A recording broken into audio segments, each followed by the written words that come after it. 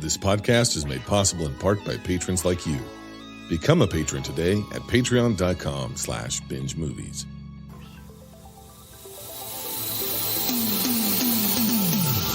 Transmitting from the last video store in the universe, it's Binge Movies, episode 122.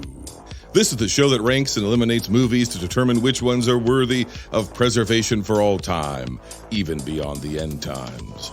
On this episode, we rank Tom Hanks' 90s.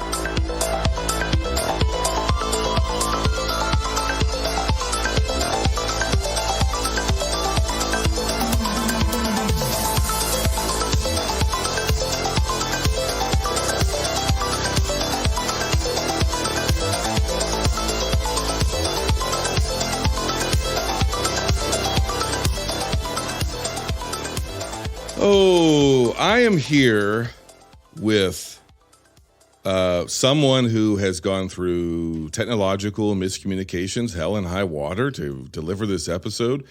I am here with somebody who has come prepared, who has showed up on time, despite every roadblock I've thrown in her way to make that possible. I am here with the most popular person on film Twitter, maybe. I'm here with Em from Verbal Diorama. How are you, Em? Hi, Jason. I would never say I'm the most popular person on film Twitter, to be perfectly honest with you. But yeah, it's been, there's been a couple of roadblocks, like you say, for us to get here. But as I said before we started recording, mistakes happen.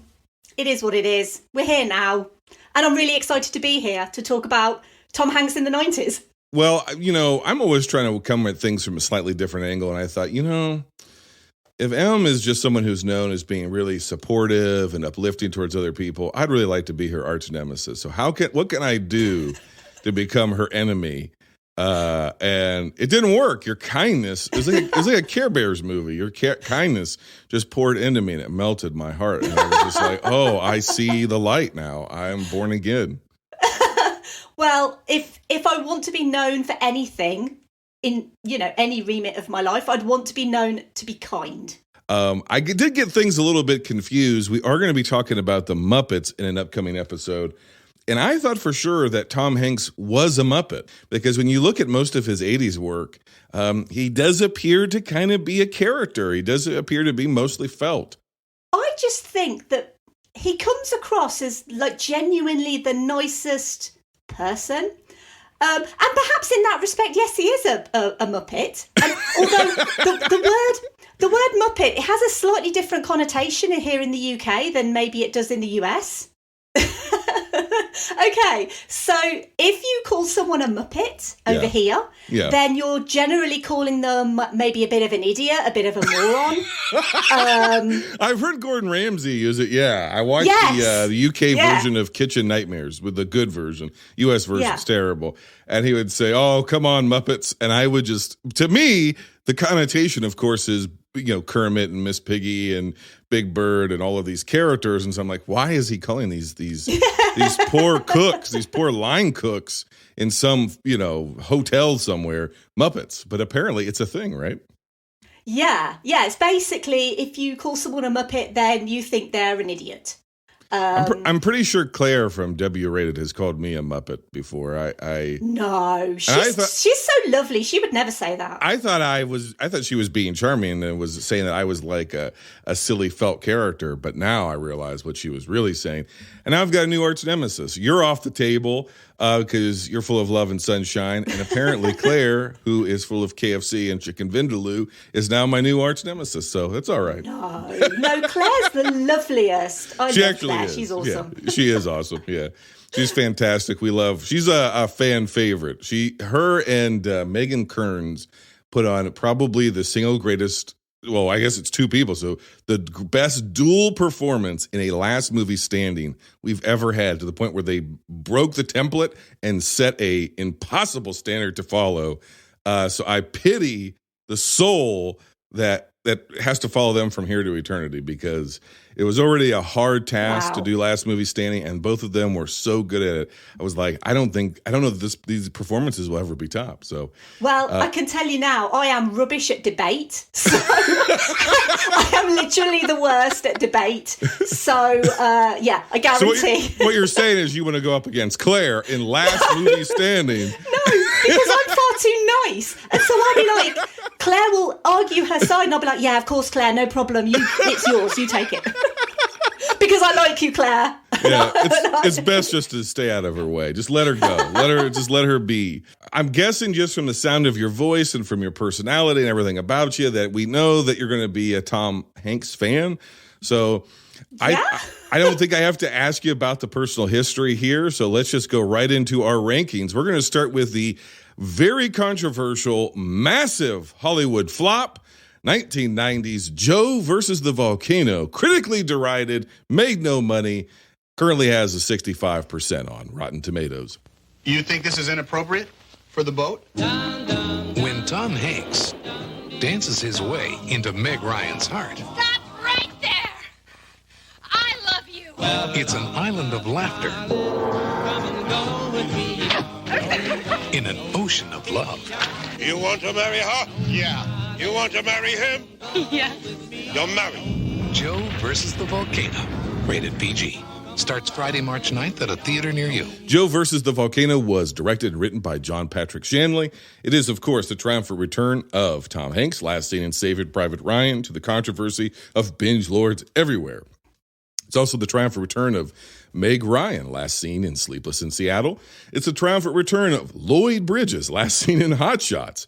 It's the triumphant return of Dan Hedaya, last seen in Ransom. It's the triumphant return of Ozzie Davis, last seen in Dr. Dolittle. It is the triumphant return of Nathan Lane, last seen in The Birdcage. This film was released March 9th, 1990 in the United States. On a budget of $25 million, it only made $39.4 million. A terminal hypochondriac starts a journey towards a meaningful life before becoming a human sacrifice.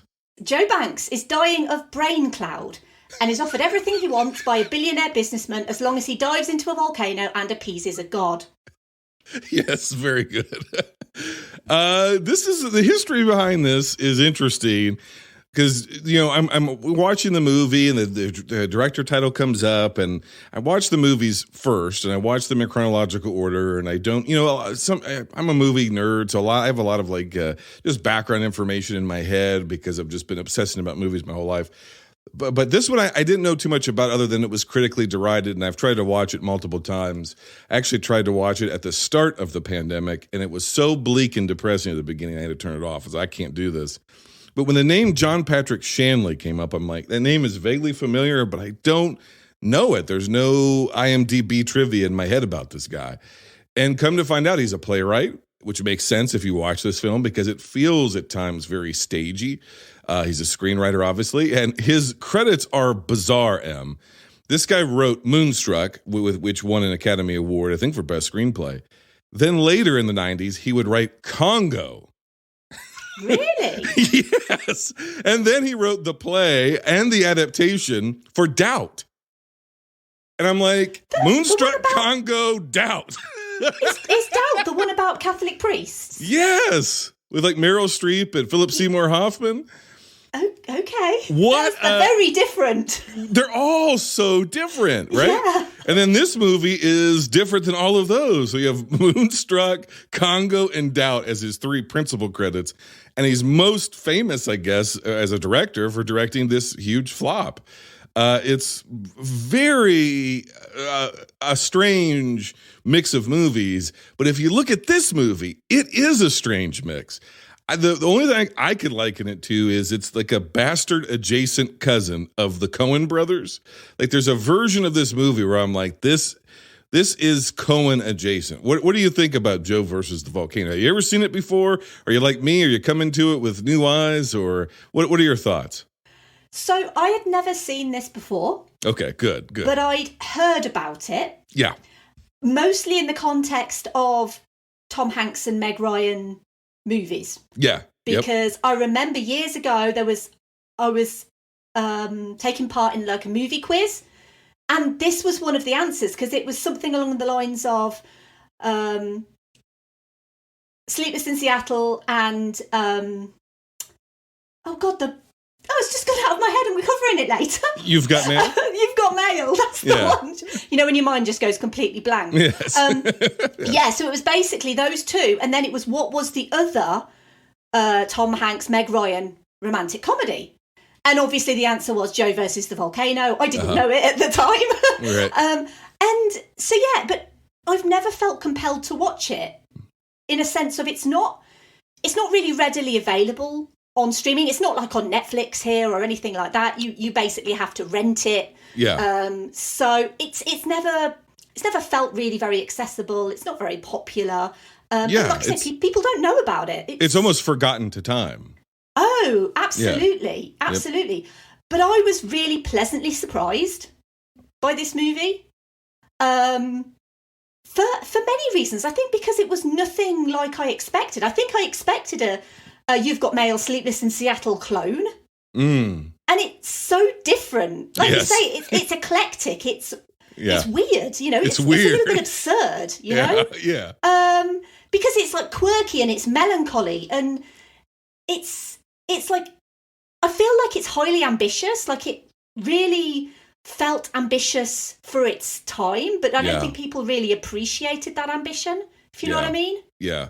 I know exactly what you mean. But yeah, it feels like a highly ambitious fantasy romance. Really. Well, yeah, it's this is the start of the Hanks Ryan cinematic universe, which I guess is only 3 movies. I think they need to do another one now that they're older. I think that we need another one. That would be amazing. I think it'd be amazing. Yeah. I love, especially in the first quarter of the movie, the cinematography of the film, the widescreen aspect ratio, the texture, the lighting, the production design. I mean, it's good throughout the film, but the first 20 minutes or so, when he's at his life with the rectal probe and Vaseline factory or petroleum jelly factory, which is just enough of it's like it's really, if you've never seen the movie, I don't want to spoil it too much because I know there's going to be a lot of people listening who haven't seen it or haven't seen it in years. Maybe you've never even heard of it or only know it by bad reputation. But it really is. It's like it's a melancholy, absurdist, rom-com, philosophical, existential movie that has like drippings of Terry Gilliam and then like a little bit of like the Coen brothers. And I would put it more in like Hudsucker Proxy territory. But there's even elements of it, especially towards the back end of the movie, that are like, oh, this is almost like Oh Brother, Where Art Thou, where it becomes mythic. It becomes like a fable. It becomes like a fairy tale in a weird way. And a movie does open and close that way, but it's so many different things within its runtime. And tonally, I mean, it's consistent, so I don't want to make it seem like it's sloppy, but it's depressing. It is absurdist comedy, which is probably my favorite type of humor. Listeners of the show will get that, understand that readily. If this shows anything, it's absurd. And so it's absurdist humor, but it is also kind of deeply thoughtful about life and about wasting your life in capitalism, working for the man and like losing touch with like real life. And I was so worried, that when they got to this island, it was going to be filled with like racist caricatures of, Polynesian people and so forth. And instead they make up a whole new civilization that is so ludicrous.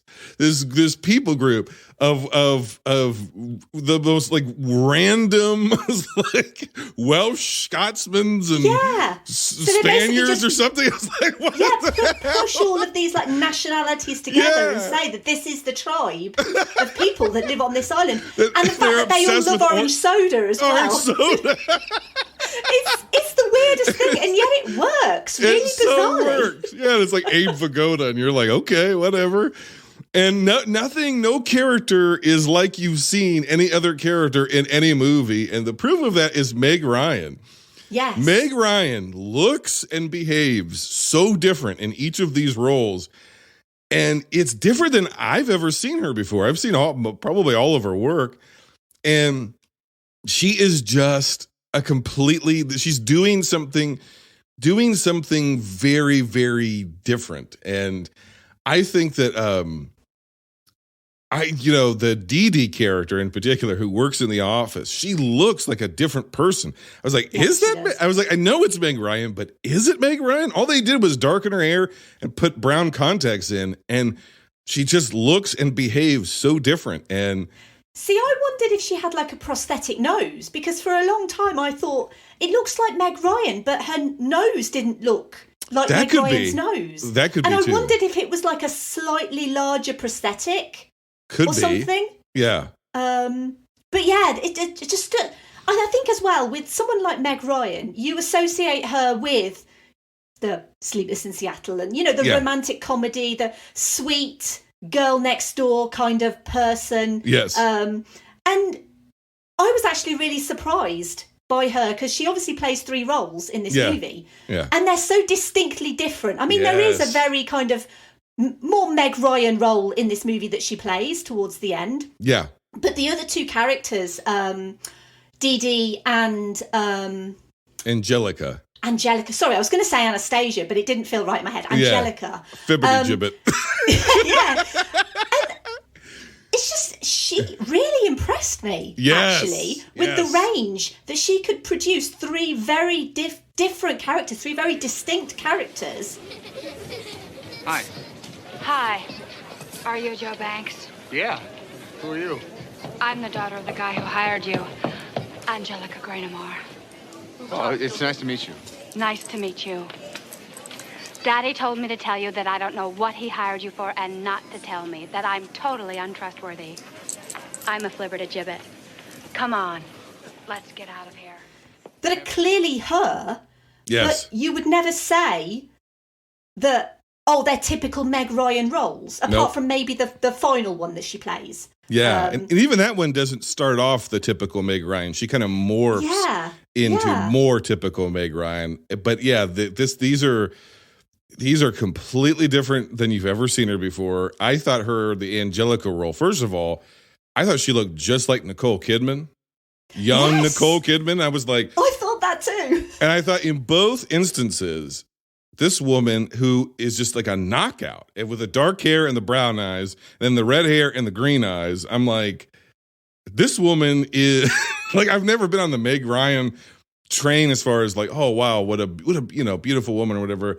I think she's funny and all this sort of stuff. But I never really, but I was like, and I don't know what that says about me, but I was just sort of like, this woman could do anything. You could make her up at this point in her life. She could be made up to look like anybody, could do anything performance-wise. She can deliver, basically, Angelica's almost like a Saturday Night Live character, but she's the whole thing of like, it's a beautiful city, but it's terrible, but it's a beautiful city. It's a great town. And just the way she talks and behaves, and then it's just everything about it is like, wow, it's just so different. And she looks so different. And you're like, is this Nicole Kidman? What am I watching? It's just, it's great. It's great stuff to the point where I think she really outshines Tom Hanks in this movie. A little bit, yeah. Yeah, a little bit. Now, I do have a question for you. Okay. Because I have a disagreement in my household. My significant other believes with the Dee Dee character, they go on this date. There's obviously attraction between them, or there was, and he's got the brain cloud, so he doesn't care anymore. Let's go on a date, quit my job, all this sort of stuff. Before they copulate, he tells her, I've got a brain cloud. I only got like 3 months to live. I'm dying. And she's like, I can't emotionally handle that, and she leaves. Now, my significant other says that he should have bedded her first and then told her later if it developed into an actual relationship. I say tell her up front because you don't want something blossoming into a relationship on false pretenses. If it gets to that point, you don't want to be like, oh, and by the way, I'll be dead in 3 months. Yeah. Death is something you kind of need to lead with. What say you, Em? So I understand both points of view. Yeah. But I think I would be in agreement with you in that you'd be honest and upfront and you say, look, I've got 3 months left to live. You're still interested in some.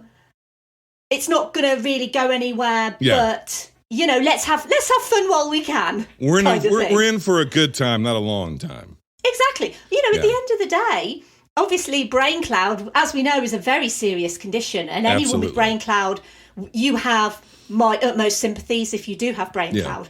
But I feel like no one knows what's going to happen tomorrow. You could get run over by a bus tomorrow. Yeah. So why not live your life for today? Surely that's the whole point of the movie anyway, is living your life for today. So, and obviously Joe is more than willing to do that. That's kind of what he decides he wants to do when he leaves the company. And Dee Dee is obviously not willing to do that. And that's why she stays at the company, because she is not willing to kind of take that leap. So I would actually be in agreement with you and not with your partner on that one. Yeah, I think you got to be upfront. And, here's the thing. A lot of people don't know this about me, but I've had brain cloud for 25 years now. It's been in remission. It actually started as an offshoot of my McGregor syndrome. And my partner, I was upfront with them that I have McGregor's and I am a sufferer of brain cloud. And so I thought it was very hypocritical of them to say, well, he shouldn't have said anything to her, because I led with that. I said, look, honey, brain cloud, I got it. Not to bring it down too much, but let's move on to Angelica's suicide. This movie is, again, right? He has Dee Dee, and she, like you said, she's not willing to move on or be spontaneous or live in the moment, probably because she doesn't think she's dying. And then we have Angelica, who says, Daddy said that you couldn't tell me anything because I'm a fibberty gibbet. And then, but then she tries to take her own life, or she's tried repeatedly. And that becomes, she gets kind of left behind from it. And then meets her half sister, who is Patricia. And she's got her own bitterness and her own issues with her dad and all this sort of stuff and the life that she wants. And so each of these characters that Ryan is playing, and of course Hanks's character, who is a hypochondriac who only finds out he's terminally ill because he is so incessant that they do every available test on him. So they end up finding a unfindable disease in his brain. What do you think the movie's trying to communicate to us about being stuck as opposed to being in the moment, as opposed to bitterness? All these characters all have issues. What's the theme here? What are we working on? Well, I mean, I think the overall kind of the movie is trying to tell us that you've only got one life to live, basically, and that you have to live that life in the best possible way that you can. I mean, I certainly think it maybe gets a little bit mixed sometimes, because Joe as a character, he obviously finds out he has brain cloud, and because of his brain cloud, he is offered this opportunity to basically have whatever he wants. He can have his pick of credit cards from this billionaire businessman who wants this particular mineral, but it's only on this one island. But it's contrivance after contrivance in a way to kind of get to this point. But I think this movie is a little bit flippant about death in a way, because I think it has to be, because this is a main character who's going to throw himself into a volcano. Yes. Without any kind of real care or consideration for him and him living out the rest of his life, because let's be honest, even if you've got 3 months to live, you still deserve to live that life. And I mean, we don't see if he has any family or anything like that, but it's kind of, the movie kind of tells us that he doesn't have any family, that he's got no one. I feel like this movie, as much as I enjoyed it, I feel like it's a little bit flippant about life, that if you feel like you've got no reason to live, then you've got no reason to live. But that's not true. If you know what I mean. I feel like everyone has a reason to kind of be here. But I also think this is a movie that doesn't really dwell too much on it. It almost, I'm trying to think of the right word. It almost like tries to tempt you a little bit with death, which sounds weird now, actually, that I'm saying it, because how can you be tempted by death? Yeah. But I feel like I understand maybe why this movie didn't resonate with audiences. Yes. Back then. Because it's not a straightforward romantic comedy. Well, I think most movies, right, would try to get to the gimmick of it as quickly as possible. They would try to get him on the island, and a bunch of wacky stuff is going to happen. He meets a bunch of wacky people, and he's going to throw himself in this volcano, but all this crazy stuff happens. And that actually, for a movie that is called Joe versus the Volcano, which is about a guy who's going to throw himself into a volcano to appease a pagan god, the movie is very little about that island, and it's very little about that volcano. Mm-hmm. It's about the journey as much as it is, if not more, about the destination, to use that cliche, because this movie strolls and at times crawls to each kind of consequential moment or plot beat. And I think that may be some of the problem, is that it is a heavy movie at times. It is. It's definitely a movie made by somebody who has suffered from long-term depressive episodes, I would guess. It really dwells in that. It really is from the perspective of a depressive person. It doesn't stay there. There is an arc, and it does get to the point of hope and to a point of not being depressed. But it stays there for a while. And I think that may be a problem for a lot of people but I think the pacing is intentional, because I think this movie very accurately communicates, as absurd and silly as it is, not so much what it is, but what it feels like to be in a long-term rut of depression. Yeah. Yeah, I can kind of see that this is a movie that does deal with these sorts of topics, and obviously depression is something you don't just snap out of. It's not something that you can just one day wake up and go, oh, I'm not depressed anymore, yippee, right. and it kind of feels a little bit like that. So I do agree with what you're saying. The other thing I just quickly wanted to mention, if I may, when I mentioned earlier about it being flippant with death, an idea just kind of popped into my head about the boat, and so obviously they travel on Patricia's boat, which is not her boat, it's her father's boat. Yeah. But she's told, if you do this thing for me, if you deliver this man to this island, you can have the boat. Mm-hmm. And she's, as we've already said, she's got massive daddy issues. So she just wants this boat. And then they end up in a storm, and the boat basically rips in two and goes under, it sinks. But we don't really hear, because they're dead, we don't hear from them, but the crew of the boat just basically die straight away. Like, we never see them again. And obviously I know they're, very tertiary characters, we don't really kind of get to know them or anything like that, but it's just kind of, it's like, it feels like this is a movie where it starts off and you have this very intentional claustrophobic, the use of this fluorescent lighting, which is it's jarring. It's intentionally jarring and claustrophobic, and you don't want to be there as much as Joe doesn't want to be there. Right. But I really like that, and I like the art direction, and I like the fact that everything in Joe's life is so angular and artificial.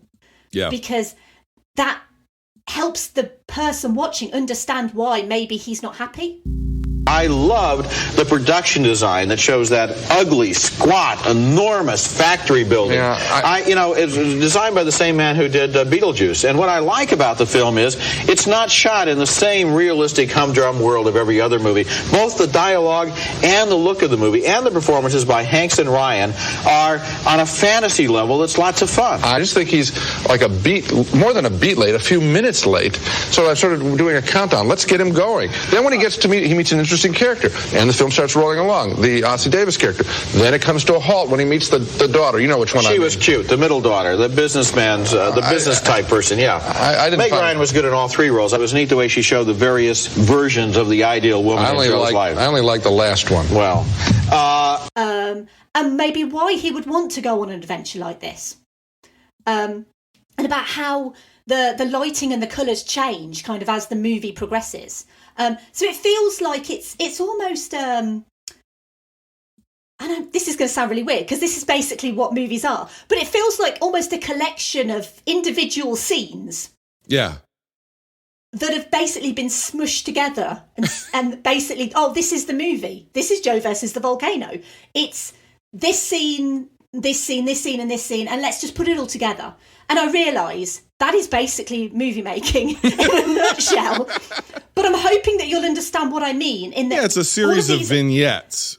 Yes, that feel very different from each other, with different characters, and almost a little bit like a play, maybe. You know, when you've got a play and you have one scene in a play and you might have the same people in that play as, you know, certain characters, and then, you know, you'll have an intermission and the next time they'll be playing different characters. It feels a little bit like that. I think so. I think that, like I said at the beginning, exactly, I think it's stagey because it's a playwright who wrote it. So it does feel like a play. It does feel like kind of an absurdist play of a series of vignettes that are connected by a through line. It's an Odyssey. It's like a Pilgrim's Progress or Homer or the Odyssey or something. It feels that way. It feels like and it eventually gets to the point where we spend so much time on the water. It definitely feels like the Odyssey. This is this guy who's encountering all these different stuff, and there is an overarching idea of he's got to get to the volcano and he's going to die, and so he's going to throw himself in this volcano, but all this other stuff happens along the way, and the stuff that happens along the way is sometimes way more important to the story than the actual volcano. And I think that could be, like I said, I think that could be like a turnoff for people, like you're saying, is like, because it is a series of vignettes, and it's almost like the movie kind of loses its own plot. It just kind of wanders through the world. Yeah. But it's still quite charming, you know? Yeah. Would you classify this as like magical realism, or is it something else? You know, like a Big Fish or a Birdman or what genre or subgenre or whatever, a literary genre would you put on this, if you can think of one? I mean, I think magical realism is probably a really good way to describe it. Yeah. I mean, I kind of, when I was thinking of categorizing, I categorized it as like a fantasy romance, but I don't think that quite works, really, to say it's a fantasy romance, because the romance is so fleeting. There's not really much romance, let's be honest. It's they meet, they almost drown, and then all of a sudden they love each other. And that's basically it. Yes. So, but it has this kind of element of magic, but it also has this element of reality, like you say, when we're talking about serious topics like depression, you know, but it has this absurdity, like we keep using the word absurd, but it genuinely is a little bit absurd. But it also has this sort of essence of joy, that a person finding what they thought was outside of the realm of their possibility, what happens when they find that joy? Yeah. And that's quite nice. I quite like that. But then it does something ridiculous, like, you mentioned you don't want to go into spoilers, so I feel like maybe we shouldn't spoil the end, but the ending of this movie is like crazy. Like, what? What just happened? Yeah, definitely. Yeah. I'd be remiss to say one of my favorite standouts of the movie is Ossie Davis, who's very briefly in the movie. But Marshall. The few scenes that he has with Hanks, where he's the limo driver and he stops the car and he's like, wait a minute. He's like, I can't tell you who you are. That's not my job. I just drive the car. I can't tell you who you are. You have to tell me who you are. Is so, first of all, it's Ossie Davis. So there's this gravitas to which he delivers everything as being a stage actor. and just a great actor. But the way, like, that to me is almost like the heart of the movie is, you know, you have to decide for yourself who you are, what your life is. You know, it's that know thyself. You have to know who you are and build your life inward to outward, not the other way around. And Joe is this guy who has been letting the outside world, letting his outside circumstance define who he is and therefore define his life. And he's still doing that when he comes into this wealth, at least temporarily, where he's trying to, again, define himself by all these external things. And Ossie Davis is like the voice of wisdom in the movie, and is like, you can't do that. You absolutely can't do that. And it's not my job. It's not anybody else's job to tell you who you are. But it's all done in this very sort of, like to use your term, flippant sort of way almost, that you don't really realize, like, just really how philosophical their conversation is, because it just comes off as sort of light comedic dialogue. But it's like, this movie is like deeply philosophical. It's you know, and we do get a few instances of that where it brings in the mythical, you know, like the green light and green smoke of the sea, which comes from old, you know, sea fables and stuff like that. And then the stuff with the moon and the sky, and, you know, it gets into this place where, like, it is more kind of fantastical, even at times like phantasmagoric in some ways. And you're like, what is going on? You know, it's just like, it's a journey. The movie itself is tonally and emotionally this journey. And every once in a while, you know, we like to look back at what the real critics had to say about movies. Not since Howard the Duck has there been a big budget comedy with feet as flat as those of Joe versus the Volcano. Many gifted people contributed to it, but there's no disbelieving the grim evidence on the screen. Vincent Canby, New York Times. Well, first of all, I have a lot of love for Howard the Duck. This is not a Howard the Duck, though. No, but I would never say Howard the Duck is the greatest movie ever made. Yes, it certainly has its charm. Yeah. In, you know, maybe. But I feel like that is unnecessarily harsh, perhaps. I realise that a film critic is there to critique. You know, that is their job. But sometimes I feel like some critics go out of their way to bash certain films. I don't agree with that at all. I feel like there's so many layers of complexity to this film. I mean, it's so different. I can't think off the top of my head of anything like it. And maybe that's its problem, because it doesn't follow the standard template of what we expect, especially of a Tom Hanks, Meg Ryan movie. You know, if you're a fan of Sleepless in Seattle, or You've Got Mail, and you think, oh, I'll watch the first one that they did together. That would be nice. It's nothing like any of those. So honestly, I'm almost baffled by the reviews of this, the contemporary reviews in 1990 of this movie.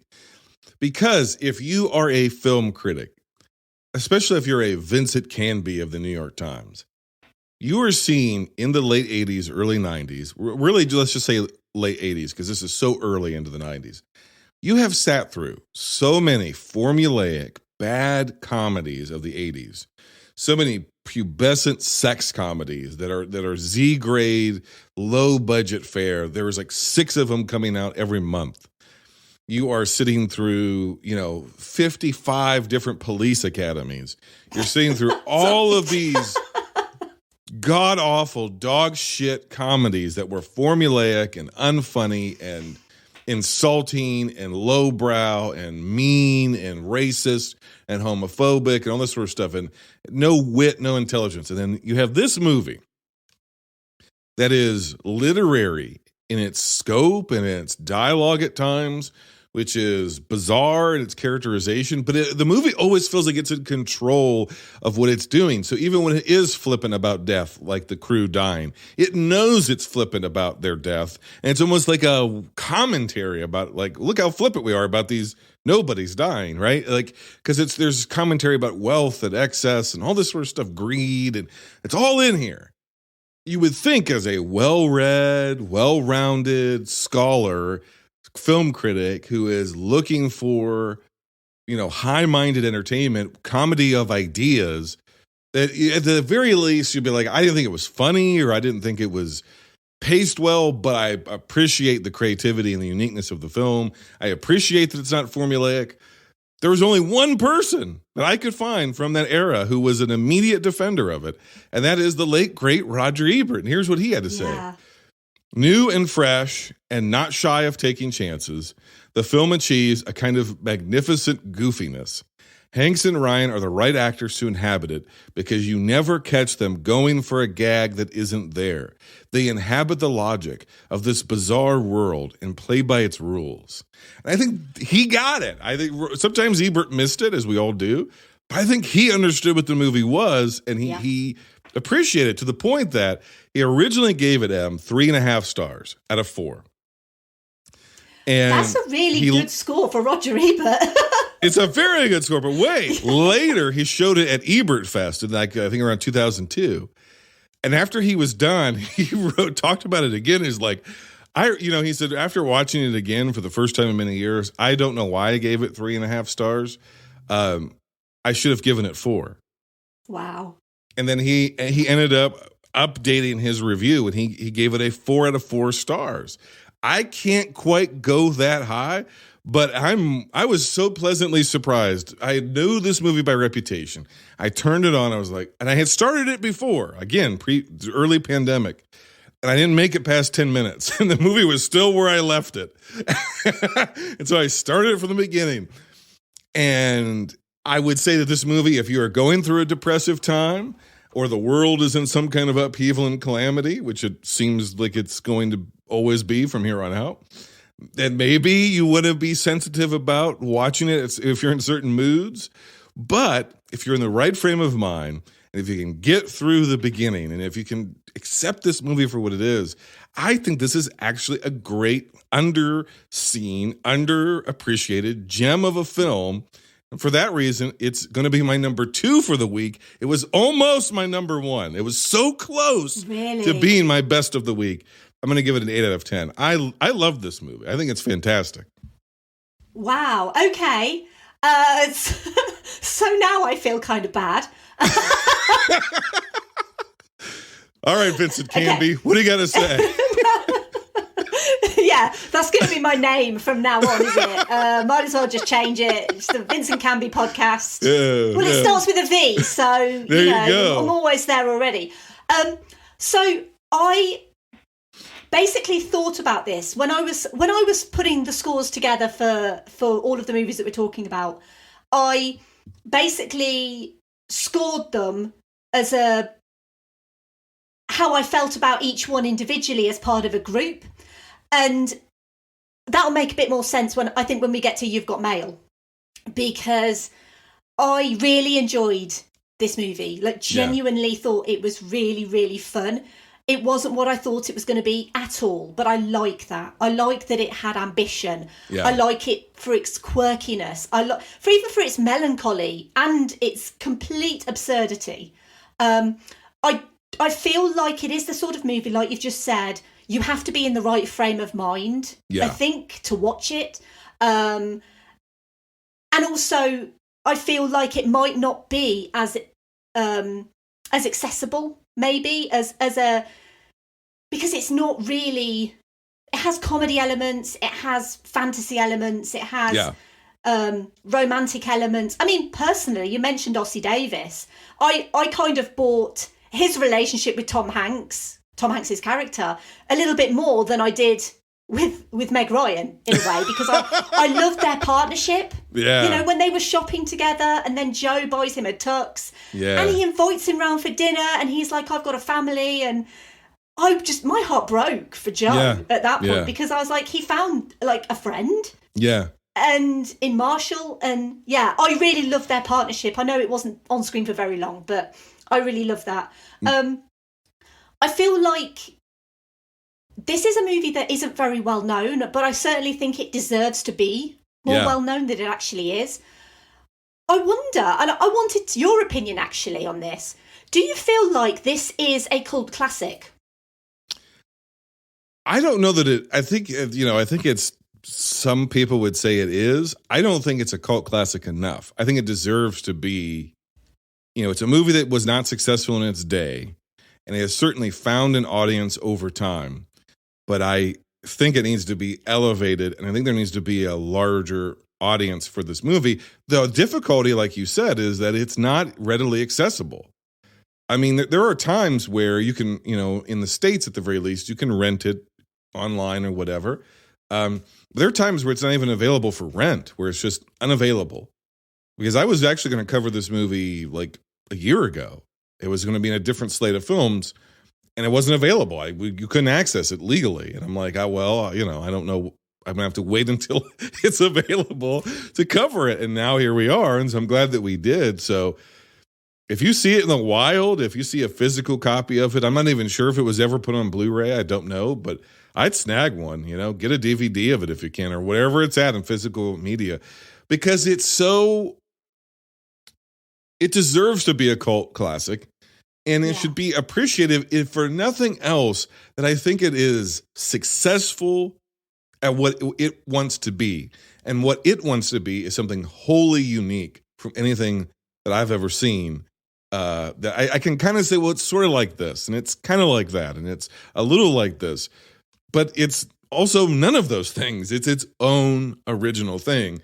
And so, yeah, I agree with you. It's not accessible probably as the other movies on this list are, but I appreciate it for that. Like, every once in a while, give me something that's not quite accessible. Give me something where I've got to bend and shift around the movie a little bit. Not every movie needs to meet me right where I'm at, So I love it for that. I love it for its inscrutability. Yeah, I understand what you're saying. And the reason I wanted to ask you what you thought about whether it was a cult classic is I feel like this is a sort of movie that, like you've just said, I think it deserves to be a cult classic. Yeah. I feel like there are a lot of movies that don't quite get what they deserve at the point of release for whatever reason. Yeah. And over time, they find an audience.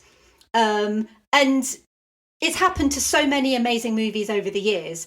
And I feel like this is ripe and this is prime for that cult classic status. But I think it's hampered by the fact that, like you've said, I mean, I assumed it was available in the States, concurrently. I've never really seen it here before. It just so happened that I could rent it on Amazon Prime. Yeah, that's how I had to watch it too. But I've never seen it on DVD. I assume it is available on DVD. But yeah, it feels like it's almost been hidden away. Yeah. It's like being thrown in a cupboard under the stairs. As far as Tom Hanks and Meg Ryan are concerned, it's like, we don't talk about that. This is the Bruno of the family. Yeah. Well, I was gonna use a more modern reference and go for Bruno. But yeah, it is also the Harry Potter of the family. We don't talk about it, and maybe we should actually talk about it, and maybe people should actually go out of their way to watch this, because it is so different and it is ambitious. And honestly, I thought it was quite charming. Yeah. And I really do think it deserves to be more well known than it actually is. As far as scores go, I gave it 6.5, only because I feel like I really enjoyed it. I did enjoy it. Don't get me wrong, I did really enjoy it. Yeah. And maybe on a second watch, then maybe I would enjoy it a little bit more, perhaps. Yeah. Maybe it's one of those films that maybe grows on you. Because I assume you'd seen this before. No, never seen it. You hadn't? Oh, no. Okay, apologies. I thought you had seen this before. I started it, like I said, during the early days of the pandemic, but of course. Sorry. I couldn't get through it because it was so depressing. Yeah. So I stopped it after about 10 minutes. That's clearly just me not paying attention. I do apologise. I do listen, I promise.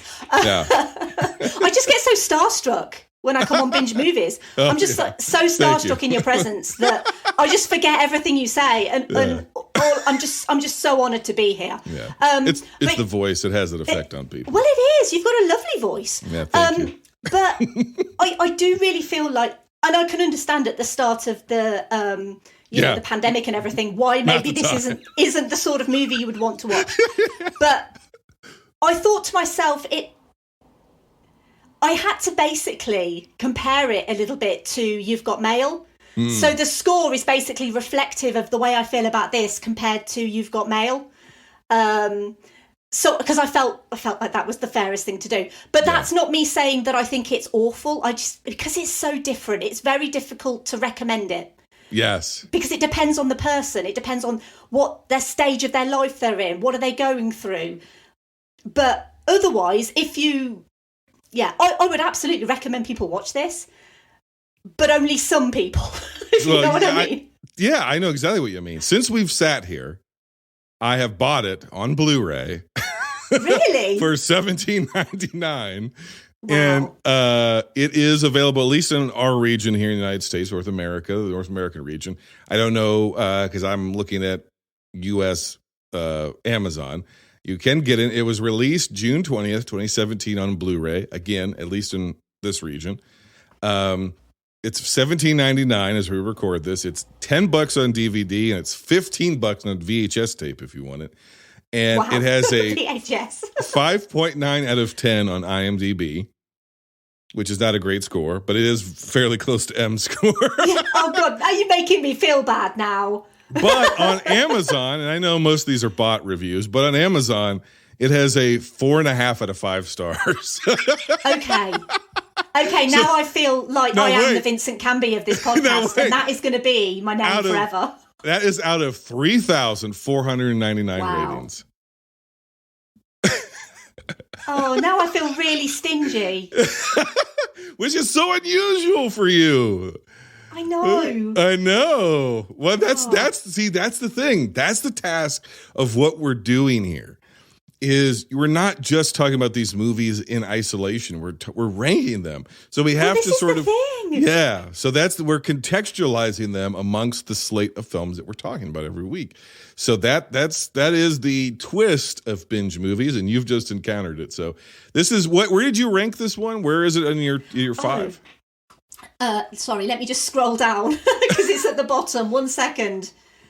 It's at the bottom. Oh no! No. I mean, it's at the bottom of all of my pages of notes. So out of the 5 movies, I ranked this 4 out of 5. My! But there's so many great movies in this list. Well, there's a not great movie on this list, and I hope there is a very not great movie. So let's move forward. Another 1999 flop, bomb, disaster, critically panned. This one only has a 16% on Rotten Tomatoes.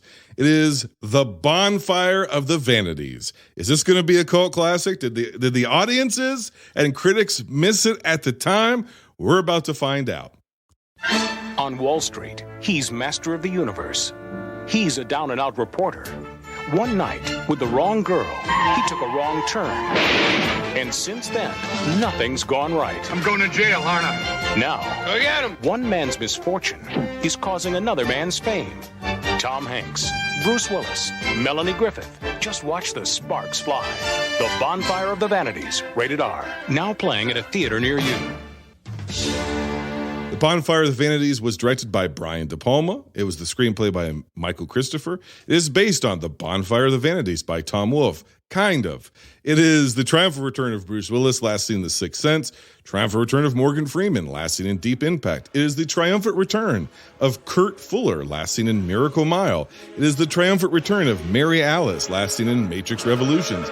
And it is the triumphant return of Kevin the patency of Binge Movies. He's back, baby!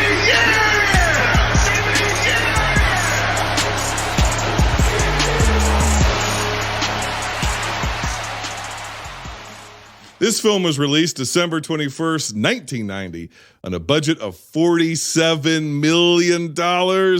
It made $15.6 million. All Lives Matter, the movie. Yeah. Yes. That is, yes. Basically, yes, what this is. All right, so this began as, before it was a novel, it was a serialized series of essays that came out through Rolling Stone magazine that Tom Wolfe was working on.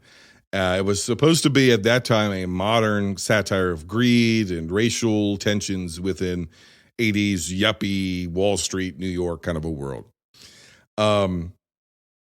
Every single character in this movie is miscast from what they were supposed to be in the novel, and having no knowledge of the novel, really, very little. I am even watching it on the screen. I did no research beforehand, just watch the movie. And I'm like, everybody is wrong. Everybody is wrong for every role that they're in. I can't agree more. And then come to find out that, Tom Wolfe took, $750,000 check, and then they pretty much rewrote the book. They totally missed the point of the book. The book was long seen as like the definitive account of the definitive satire of the 80s, as it came out right towards the end of the decade, at least of, New York culture. And, the Reagan era, and it was considered unfilmable because it was this sort of long, very complicated, meandering story that had very complicated, unlikable, unsympathetic characters. And it was a very cynical satire of media and culture and race and all this sort of stuff. It was also accused of being racist at the time because of its depiction and of people of color. And they thought this is an unfilmable movie because a movie is not going to be able to capture in 2 hours the subtlety of this 600-page novel. It was also one of the best sellers of the decade, and so they wanted to cash in on its popularity. The Bruce Willis character was originally supposed to be, in the book, is this very sort of high-minded British, like piece of shit sort of a guy so the whole perspective is coming from this sort of British journalist who's also just like a drunkard and awful person. But yet, because he's an outsider, he's reported on these ideas, and these things in America. Warner Brothers was like, we want Bruce Willis because he was in Die Hard, and he plays Fallow, and he is wrong. He is wrong for this movie. Everything about this is a disaster. F. Murray Abraham refuses to be credited for the film because of a contract dispute where he wanted top billing over everybody else in the cast, which is insane because he plays such a minute character. At one point, Mike Nichols was supposed to direct this with Steve Martin in the lead, which I still think is terrible casting. Other actors considered for the Tom Hanks role in this, Christopher Reeve, Chevy Chase, Tom Cruise, Kevin Costner, all of those guys are wrong. Yeah, is anyone right for this movie? I don't think any so. Actor in the world. The Sherman role, I don't think there's anybody that could really play it, especially at that time. Not that list. Hanks, De Palma originally wanted, they screen tested. They pretty much had her booked for the job, Uma Thurman. But Hanks rejected it because she was only 19 at the time, like just turned 19. He was in his 30s. And she was going to be Maria, which ended up going to Melanie Griffith. Melanie Griffith ended up getting a boo job halfway through production, which you don't do halfway through because there's massive continuity issues with her giant breast in this movie. I will say, though, her breasts are magnificent. They are. Yeah, they really are. But they're very obvious. Because I was watching, she's like, did her boobs get bigger? And come to find out they did. The second unit director for this is a guy by the name of Eric Schwab. There's two famous stories about this guy. They wanted a shot of a Concorde, which is a defunct super fast jet plane that would basically take you from the U.S. to the U.K. and parts of Europe, and you could get there at twice the speed of sound or something like that. And it was only rich people could fly on this thing, right? And they wanted a shot of Maria, Melanie Griffith, landing at JFK on the Concorde. Well, the Concorde didn't run all the time. And so they had to perfectly time it up. They calculated the time and day because they didn't want just the Concorde shot. They wanted the Concorde shot landing on a certain runway, facing a certain direction so they could get the sunset behind it. and they had to line it up exactly with the setting of the sun. And they got their only time all of this would line up was for one time a year for 30 seconds. And they were there and they got the shot, and it's less than 10 seconds of the movie. And it cost an insane amount of money. It was a 5-camera shot. They had to set 5 different cameras. It cost around $80,000 for less than 10 seconds of on-screen footage in 1989. That is an insane choice. It is an absolutely insane amount of money, but you obviously mentioned the budget at the start of what you were just saying. Yeah. And personally, I feel like what did they spend that money on? Like, we know they spent some money on this shot, but what else did they spend money on? Because the original budget was only like $20 million or something like that. And it ballooned over time because they had to film everything in New York. So that's all union stuff. So you're paying for union, and because everything was going overtime, every shot was taking so long, and et cetera, you're paying union guys like double time and a half New York rate. So that's going to balloon your cost up because of just location cost. They filmed like different openings and different stuff like that, and then none of them worked. So they reshot a bunch of stuff. They casted an actor, and I forget off the top of my head who it was, in the role for the judge, which ended up going to Morgan Freeman. And then they ended up having to get rid of him because they needed a black character in that role, because otherwise they didn't want a white guy or a Jewish guy or Italian guy screaming at a bunch of African-American people, because the movie would be perceived as racist. So they had to end up paying whoever they originally cast, which I can't remember, the full length of his contract for everything. And then they had to get Morgan Freeman, and he wanted 5 times the amount that they paid the other guy, which I think it was like the original guy was like $250,000 for the role. They ended up paying Morgan Freeman over like $1 million, $2 million for that. So, but they didn't even bring him into production until way late. So the whole thing was just like a disaster. And if you want to know, that Turner Classic Movies did a season of this on one of their podcasts. The season's called The Devil's Candy. And if you just look up whatever the Turner Classic Movies podcast is, I can't remember off the top of my head, but they had a whole season about this. And I've listened to bits and pieces because I didn't want to be too influenced as we talked about the movie. But I would highly recommend that, because there was actually an on-set journalist who Brian De Palma was kind of friendly with, and he knew she wanted to write a book, like a behind-the-scenes book about a movie. So before this movie was even in production, when she had given birth, 6 hours after she gave birth and was laying in the hospital, she woke up with Brian De Palma in her hospital room going, "We're going to production in 6 weeks. You can write your book." And she was there. She has on-tape interviews with Bruce Willis, Melanie Griffith, behind-the-scenes stuff, people who worked in production. She's got all the receipts on all of this. I think she did write a book about it too, but check out that podcast, because I think it's like 6 to 8 episodes, and it's insane. We can't even begin to cover the disaster that this movie was from its inception. It's insane. I mean, to be honest, this film feels like it's a disaster. You can fully understand how it was a nightmare production, because it feels like just emanating from the screen as you're watching, like, this is a total disaster. I never thought... It almost feels like a parody. It's so bad, it almost feels like a spoof.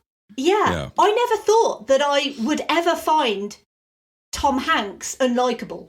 I feel like he's the sort of actor that can bring an essence of likability to any role that I've personally seen him in. And even he can't make Sherman McCoy a likable, nuanced, empathetic character, because he's not. This is literally the worst person in the world. Like, pretty much all of these people are terrible. There's no one nice or good or doing the right thing or standing up for the right causes in this movie. Like, no one. Everyone's in it for their own gain. But apart here's from maybe the judge. Yeah. But here's the thing. The book this is the more sympathetic version of the story. Because in the original version of the novel, Sherman is way less sympathetic than he is here. They softened the Sherman character and totally changed the story to add plot points to try to make you sympathetic towards him. Well, it didn't work. For those that don't know what this movie is, it's the story of a guy who's cheating on his wife. He's a rich Wall Street broker. And they take a wrong turn during one of their adulterous escapades, which would be him and his adulteress, his mistress, Maria, played by Melanie Griffith, who sounds, whatever accent she's doing here, sounds exactly like Zelda Rubinstein, who played Tangina in Poltergeist. The entire time, all I heard was Tangina in Poltergeist. I don't know. Melanie Griffith has never been like a top flight actress in my mind, but she's terrible in this role. She's actively bad. And speaking of Zelda, you may have noticed Beth Broderick, who's maybe most famous for playing Aunt Zelda in Sabrina the Teenage Witch. Yeah. And she was dating Brian De Palma at this time. And the whole scene of her sliding off her underwear and sitting her ass on the copier and copying her ass and handing it to Bruce Willis as she gives him all the inside information and blah, blah, blah, blah, blah. That was a scene that's not in the novel. It's not in the essays, the serialized version of it. That was added by De Palma and the screenwriter, seemingly almost just because they wanted her ass in the movie. And the actress, they made her shoot that scene for over 9 hours. And his girlfriend or lover or whatever at the time was in tears as they were shooting it. And even when you're watching the movie without that knowledge, you're like, what the fuck does this scene have to do with anything? Why is this here? And there's so many elements like that in this movie. You're like, why is this here? Why was this the decision? Why are we doing this? And here's the thing, right? It's one thing to be satire, right? But satire has to have a target. And satire needs to make incisive remarks about its target. And satire is best when it's targets that are not normally taken down, where it's speaking incisive truth to power. That has historically been the best satirical stuff from the days of Voltaire moving forward, right? This is not smart. It's not incisive. It is not speaking truth to power. It is dumb and it is ugly. And in particular, it portrays every African-American person in this movie as a swindler or a con artist. And it's that, well, they're no better than these rich, vapid people. Look at these people. Look at these swindlers. Look at these. And it was so reprehensible at the time, the depiction, when the script leaked for this movie. The people of the Bronx, who are portrayed as animals, literally egged this film, the set. They boycotted it. They protested it. A guy broke through the barrier and went up to De Palma and confronted him because there wasn't a single African-American person on the cast or crew of this movie other than like Morgan Freeman and some extras. There was nobody who was actually like, it was an all-white crew depicting these broad racial stereotypes.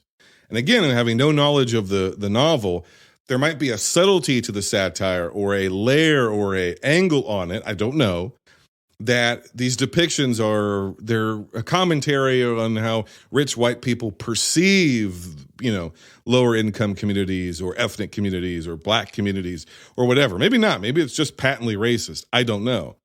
But this movie has no point of view. It just presents people in the most ugly, crudest, broadest stereotypes and doesn't seemingly have anything to say other than be decent to each other at the end. Like what the fuck? What, like, especially now, okay? And I know I'm kind of ranting, but we're living in a moment, and it's not even a moment, okay? It's a moment for white people. It's history for everybody else.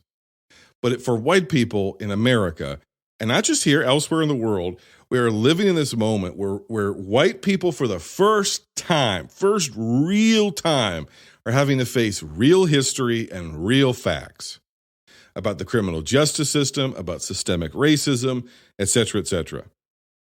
This movie has absolutely nothing to say of any intelligent means other than the justice system is broken and that it's broken because it's willing to offer up innocent rich white people to satiate the cravings of justice from crooked black people. That's the opposite of how it works in America. This guy is involved in a hit and run where he hits Melanie Griffith is a driver, where they hit and eventually kill a young black man. And the entire movie wants us to be like, well, since he wasn't driving, it's not really his fault. And really, the black guy was a thief. And so, if rich white people go to jail, like, look how guilty everybody is. Everybody's culpable. Both sides. And it's like, doesn't play. It didn't play in 1990. Entertainment Weekly called it one of the most indecently bad movies of the year. I think it's one of the most indecently bad movies of all time. In reality, I know I'm ranting. I'm going to finish, Em.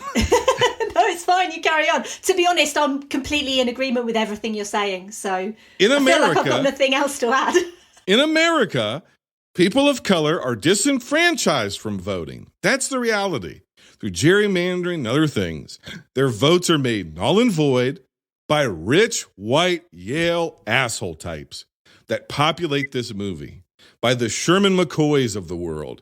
This Sherman McCoy is not some innocent victim who's swept up in ethnic media hysteria. He's a ugly, irredeemable piece of shit human being. And there is a way to tell a story like this with some kind of cleverness, with some, again, incisiveness, speaking truth to power. This movie isn't it.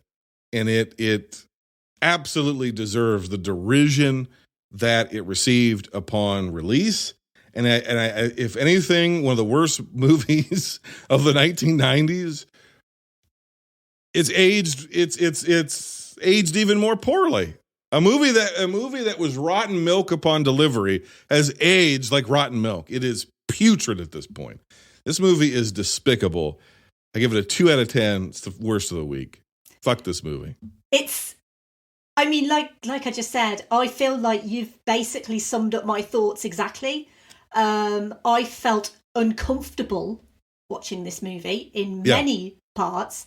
I feel like your summarization of All Lives Matter, the movie, I really do think that is literally the tagline for this movie. I understand it's supposed to be a comedy of errors, but the problem with that, firstly, it's got no comedy. It's literally, there's nothing there. It's all error. It's no comedy. It's all error. It feels like it wants to be a satire, like you've already said, but it doesn't actually go anywhere. All it literally does is treat people horrendously. And the whole kind of the whole finger pointing of the black community, it feels like this is a movie that wanted to make statements about, white privilege, because there's a shit ton of white privilege in this movie. And, greed and overindulgence and, the fact that white people are bad. And let's be honest, most white people are really shitty people. Yes. But it does that. So it basically says white people are really bad. Okay. But black people are just as bad as white people. Yeah. And it just feels so wrong when the actual, like you say, the what actually starts the whole story off is the fact that they run over a black kid. Yes. And regardless of what that black kid's doing, as far as the audience is concerned, that is just a black kid. He's got no weapons. It's very unclear. It's unclear, but Yep. You could argue that maybe, yes, he's being slightly threatening. However, that doesn't give them the right to just, reverse into him and drive off. I feel like it's so deeply unsettling and uncomfortable. And the way that it kind of treats these characters. Everyone in this movie is miscast, literally everyone, as you already said.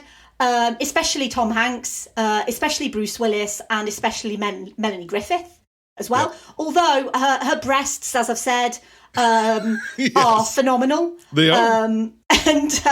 And yeah, I think any woman wants breasts that look exactly like that. But maybe I'm just talking about for myself here. But but there's no subtlety in this movie. There's no nuance in this movie. Everyone is shitty in this movie. You can't empathise with anyone. Even like I say, even Tom Hanks isn't likeable in this movie. And so I finished this movie and I was just like, what did I just watch? Like, what is this movie trying to tell me as a viewer? And all I could think of, this movie is just trying to tell me that it's a pile of garbage. Literally, the whole movie is a pile of garbage. Yeah. And, so I feel like it has these underlying themes.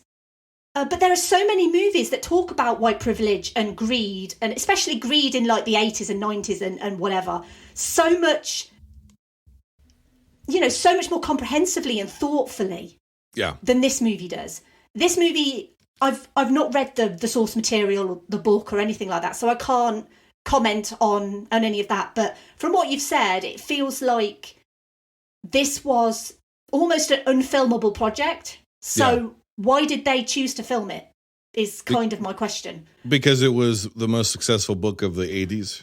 It was the best-selling novel of the decade, and Tom Wolfe was at the height of his powers, and Warner Brothers wanted to make money.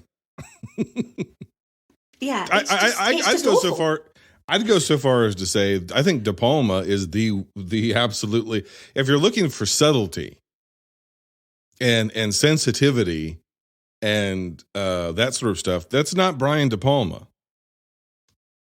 What in his work up to this point would be like the only mainstream hit film he had at this point was The Untouchables. I love The Untouchables. I think it's a really good film. It's not subtle. I've not seen The Untouchables, but it's on my list to watch. It's a great film, and it's great direction, and it's a great, maybe great's too strong a word. It's a very good movie. Okay. It's not subtle. Well, I mean, based off of this movie, if this was the first Brian De Palma movie that I ever saw, I would not want to watch any of his other stuff. That's right. Yes. Because this is awful. I actually agree with your score. So I agree with everything that you've said, and I agree with your score. I also gave this a 2 out of 10. It's awful. I just think it's really messy. Struggle to empathise with anyone.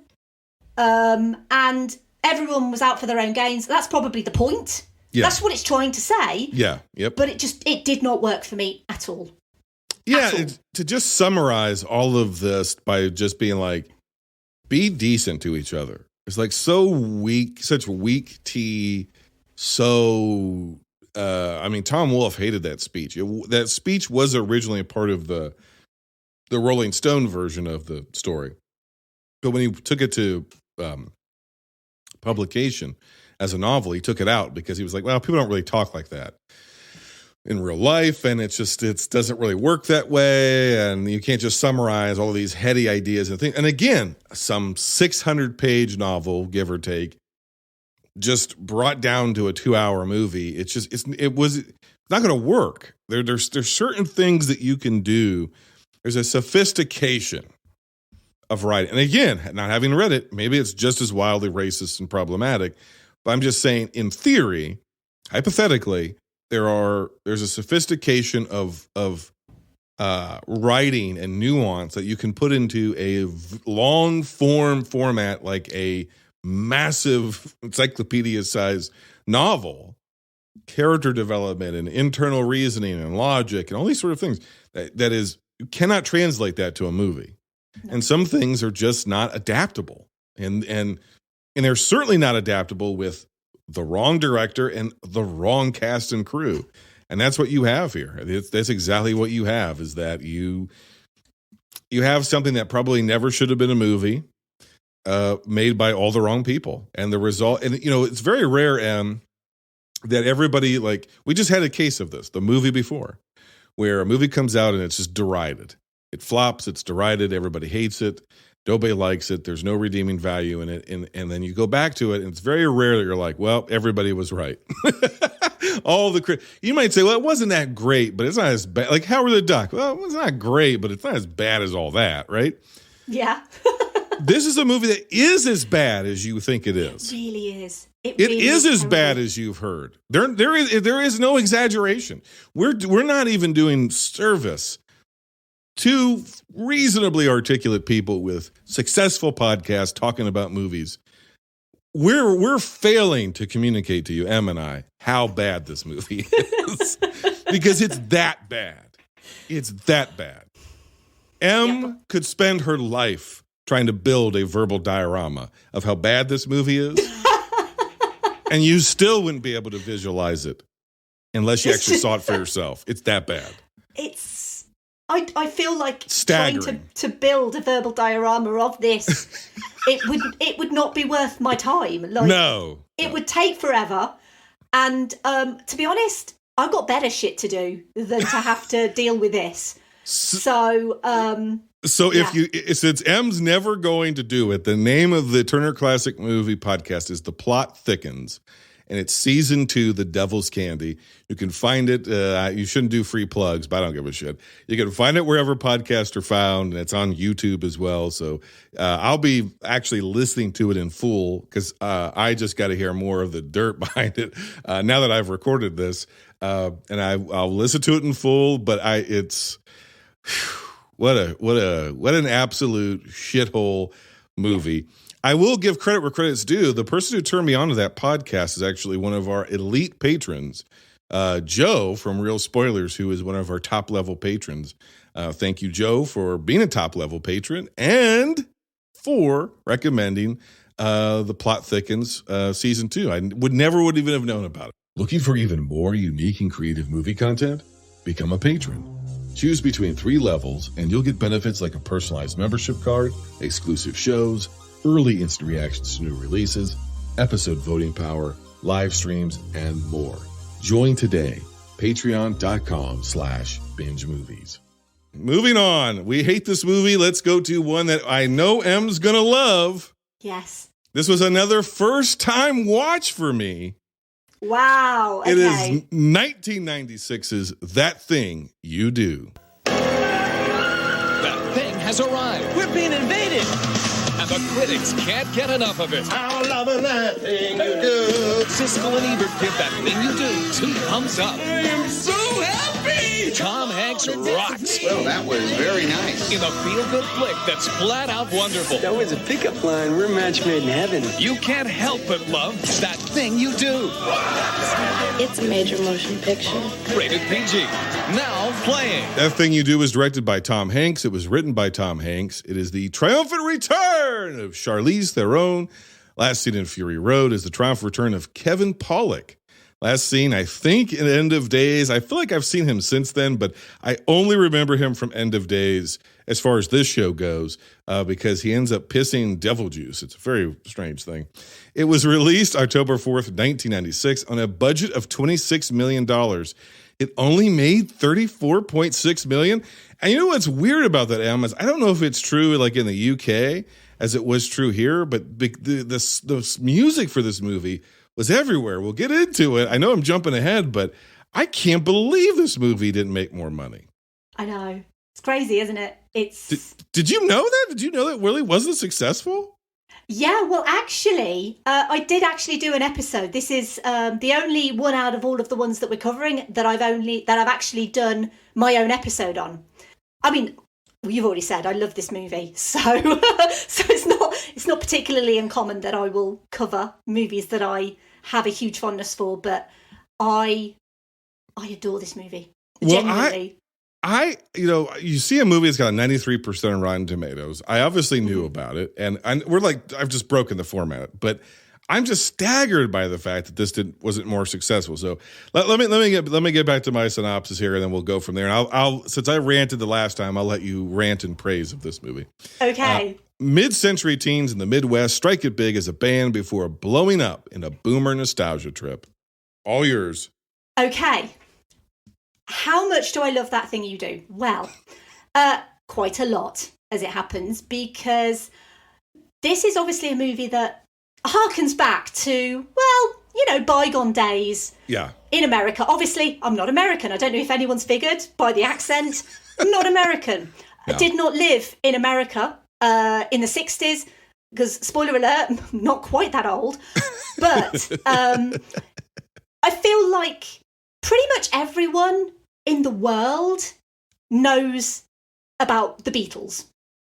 I feel like they are synonymous with, you know, British pop music, even though obviously, you know, most of the founding members? No, 2 of the founding members are dead. I don't know how many are dead. I know Paul McCartney's still alive. But anyway, that's kind of beside the point. My point is that everyone knows the Beatles. Everyone knows the songs. Everyone knows the whole Beatles invasion of America in the 60s. And that was basically Tom Hanks was like watching the Beatles perform on TV, and he was just obsessed with the idea of like an invasion of pop. And there are so many bands, even now, if you look at pop music now, so many bands and artists want to make it big. Mm-hmm. And they'll come out and they'll have this amazing hit song, and it'll be on the radio, it'll be everywhere, you'll be singing it in your cars, at work, and then all of a sudden they disappear. And you're like, well, whatever happened to that artist from, like, you know, 1997 that I was always hearing at the club or whatever? Mm-hmm. And they just disappear.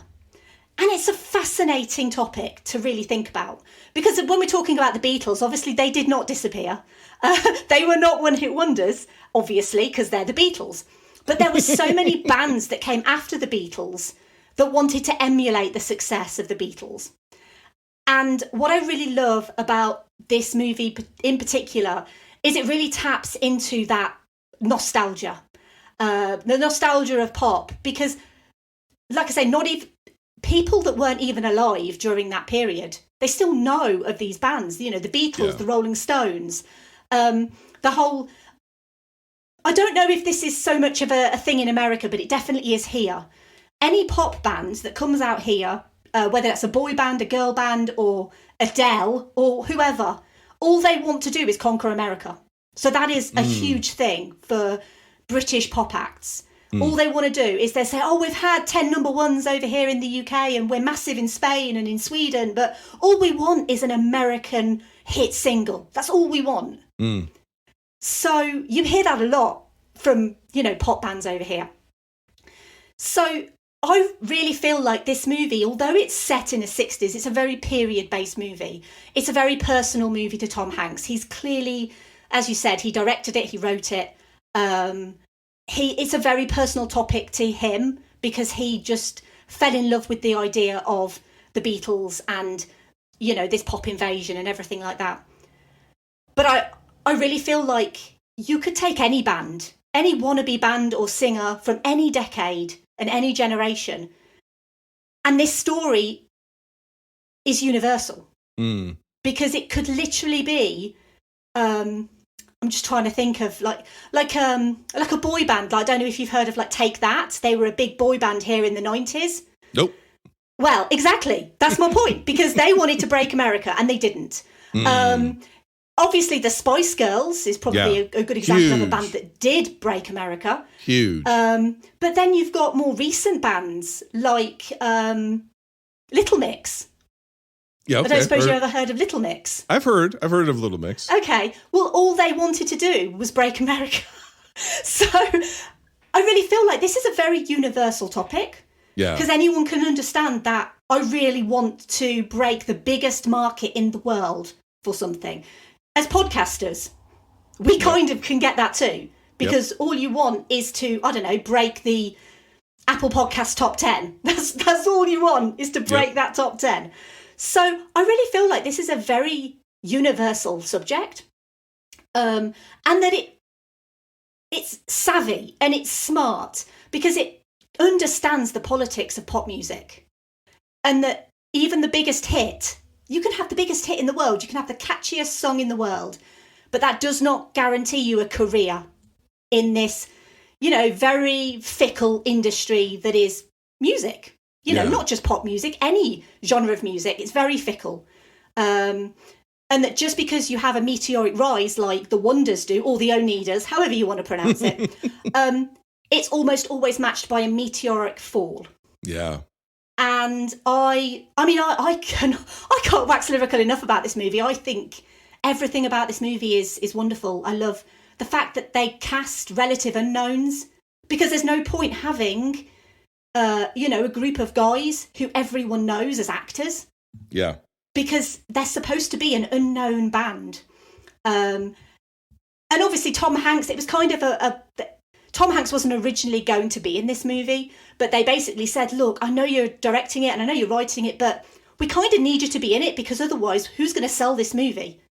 Wow. Good and point. Tom Hanks was basically like, well, yeah, I guess I could be the manager of these guys.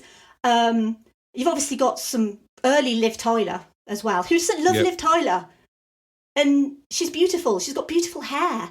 Yeah. And I feel like I'm ranting a little bit now, but like a more of a positive rant than a negative rant. But the music is fantastic. This is the late Adam Schlesinger. I can never pronounce his name. Sorry. But Schlesinger, who was from Fountains of Wayne. Yeah, who's a bassist for Fountains of Wayne. How weird is that? He wrote loads of stuff. He died last year, I believe, or the year before, from COVID. Wow. And he also did the songs for the TV show. I don't know if you've ever seen Crazy Ex-Girlfriend. I know it, but I haven't seen it. Yep. So him and Rachel Bloom did the songs for that TV show. Wow. He's a fantastic songwriter. And this is that one song, That Thing You Do, that is constantly on repeat in this movie, and yet you never get bored of it. Well, that's what I was going to say, right? So if you're going to play a song 50 times in your movie, it better have a sweet hook, right? Yeah. And that's the key to this, is they created like a very period accurate a song that feels like it could be from that era, somehow also felt contemporary in 1996. But there was, at least in the United States, and I imagine this was true in the UK because a lot of the influence came from the UK. There was this sort of like 60s Britpop revivalism, sort of, where, and even in the fashion and the aesthetics, like even Spice Girls had a little bit of that, like the bell bottoms and this and that. But a lot of that stuff sort of came back into the mid-late 90s and youth culture and fresh. There's been multiple British invasions of U.S. music. Obviously, the first, of course, was the Beatles and other bands. Most of heavy metal in the early days of metal were Brit bands. Then, of course, you have like new wave and like proto emo music and stuff that was primarily for the UK. And then we had another, that was the 80s, and then we had another resurgence of it in the mid to late 90s. Bands like Oasis, Spice Girls, many, many, many more. And there was like this sort of like, it was fresh and it was new and it was different, but there was something sonically reminiscent of 60s music. And so I think this movie kind of came out at the perfect time. And I think part of the success of it as a movie, I can't believe it didn't translate to the box office, but it's a perfect replica of the childhood or the coming of age of adults who would have been of a certain age in the late 90s. And if you want to put this into perspective, from 1996 to 1964 is 32 years. 32 years from the point we're recording this was 1990. That's Joe versus Volcano, Bonfire, the Vanities. And the number one song on the Billboard Top 100 was Hold On by Wilson Phillips. So it would be like somebody coming out today and doing a movie about like Wilson Phillips or like a fictional girl pop band or something. And we're not quite in that cultural moment to be able to do that, but the music works, and the album itself was apparently more successful than the movie. Yeah. Because it hit the Billboard charts at number 21, peaked like worldwide. The song itself, That Thing You Do, peaked at 41 on the top 100, 22 on adult contemporary, 18 on adult top 40. It was nominated for a Golden Globe and Academy Award, And I guess my question to you is, since this is a movie that's influenced by the British invasion, even though this is like a very like Midwestern American band story, did the album, the song, was it as successful in the UK as it was here? Because this thing blew up. This song was everywhere in 1996. I don't think it blew up probably in the same way, but I certainly do recall it was on. Because this is a movie that was, I remember it being advertised because I was round an ex-boyfriend's house, and we have something over here. It's kind of like cable fit from like the 90s, but it's all delivered by satellite. It's called Sky. And so you used to get like movies like, you know, quicker than you'd get them on like VHS and DVD. So you'd go to Sky Movies and they'd have like a premiere every weekend or something like that. Yeah. And I distinctly remember seeing the ad for That Thing You Do. And it was basically saying, it's premiering on Sky Movies. And I was instantly interested in it. And I don't know whether it was the fact that I was... Because Liv Tyler wasn't really very well known at the time. No. But I really liked her. And I don't know if it was because she was in the ad. And I was just instantly like, Liv Tyler's in it, so it must be good. Because, let's be honest, Liv Tyler wasn't really known for very much sort of back in the sort of mid to late 90s period. She started to get more famous, you know, as of like... I suppose it was Armageddon, really, that maybe shot her into the stratosphere a little bit. But Armageddon came after this, I believe. So she was kind of getting well known. And then obviously Tom Hanks was in this movie. And it was kind of a case of, well, if Tom Hanks is in the movie, then it must be a good movie. But I certainly remember the song was around at the time. From what I gather, the song was a bigger hit in the US, but I feel like maybe the movie was not a bigger hit because, you know, at the end of the day, the market in America is so much bigger than the market over here. Yeah. But this was a movie that I knew of pretty much immediately. That's always been in the stratosphere for me.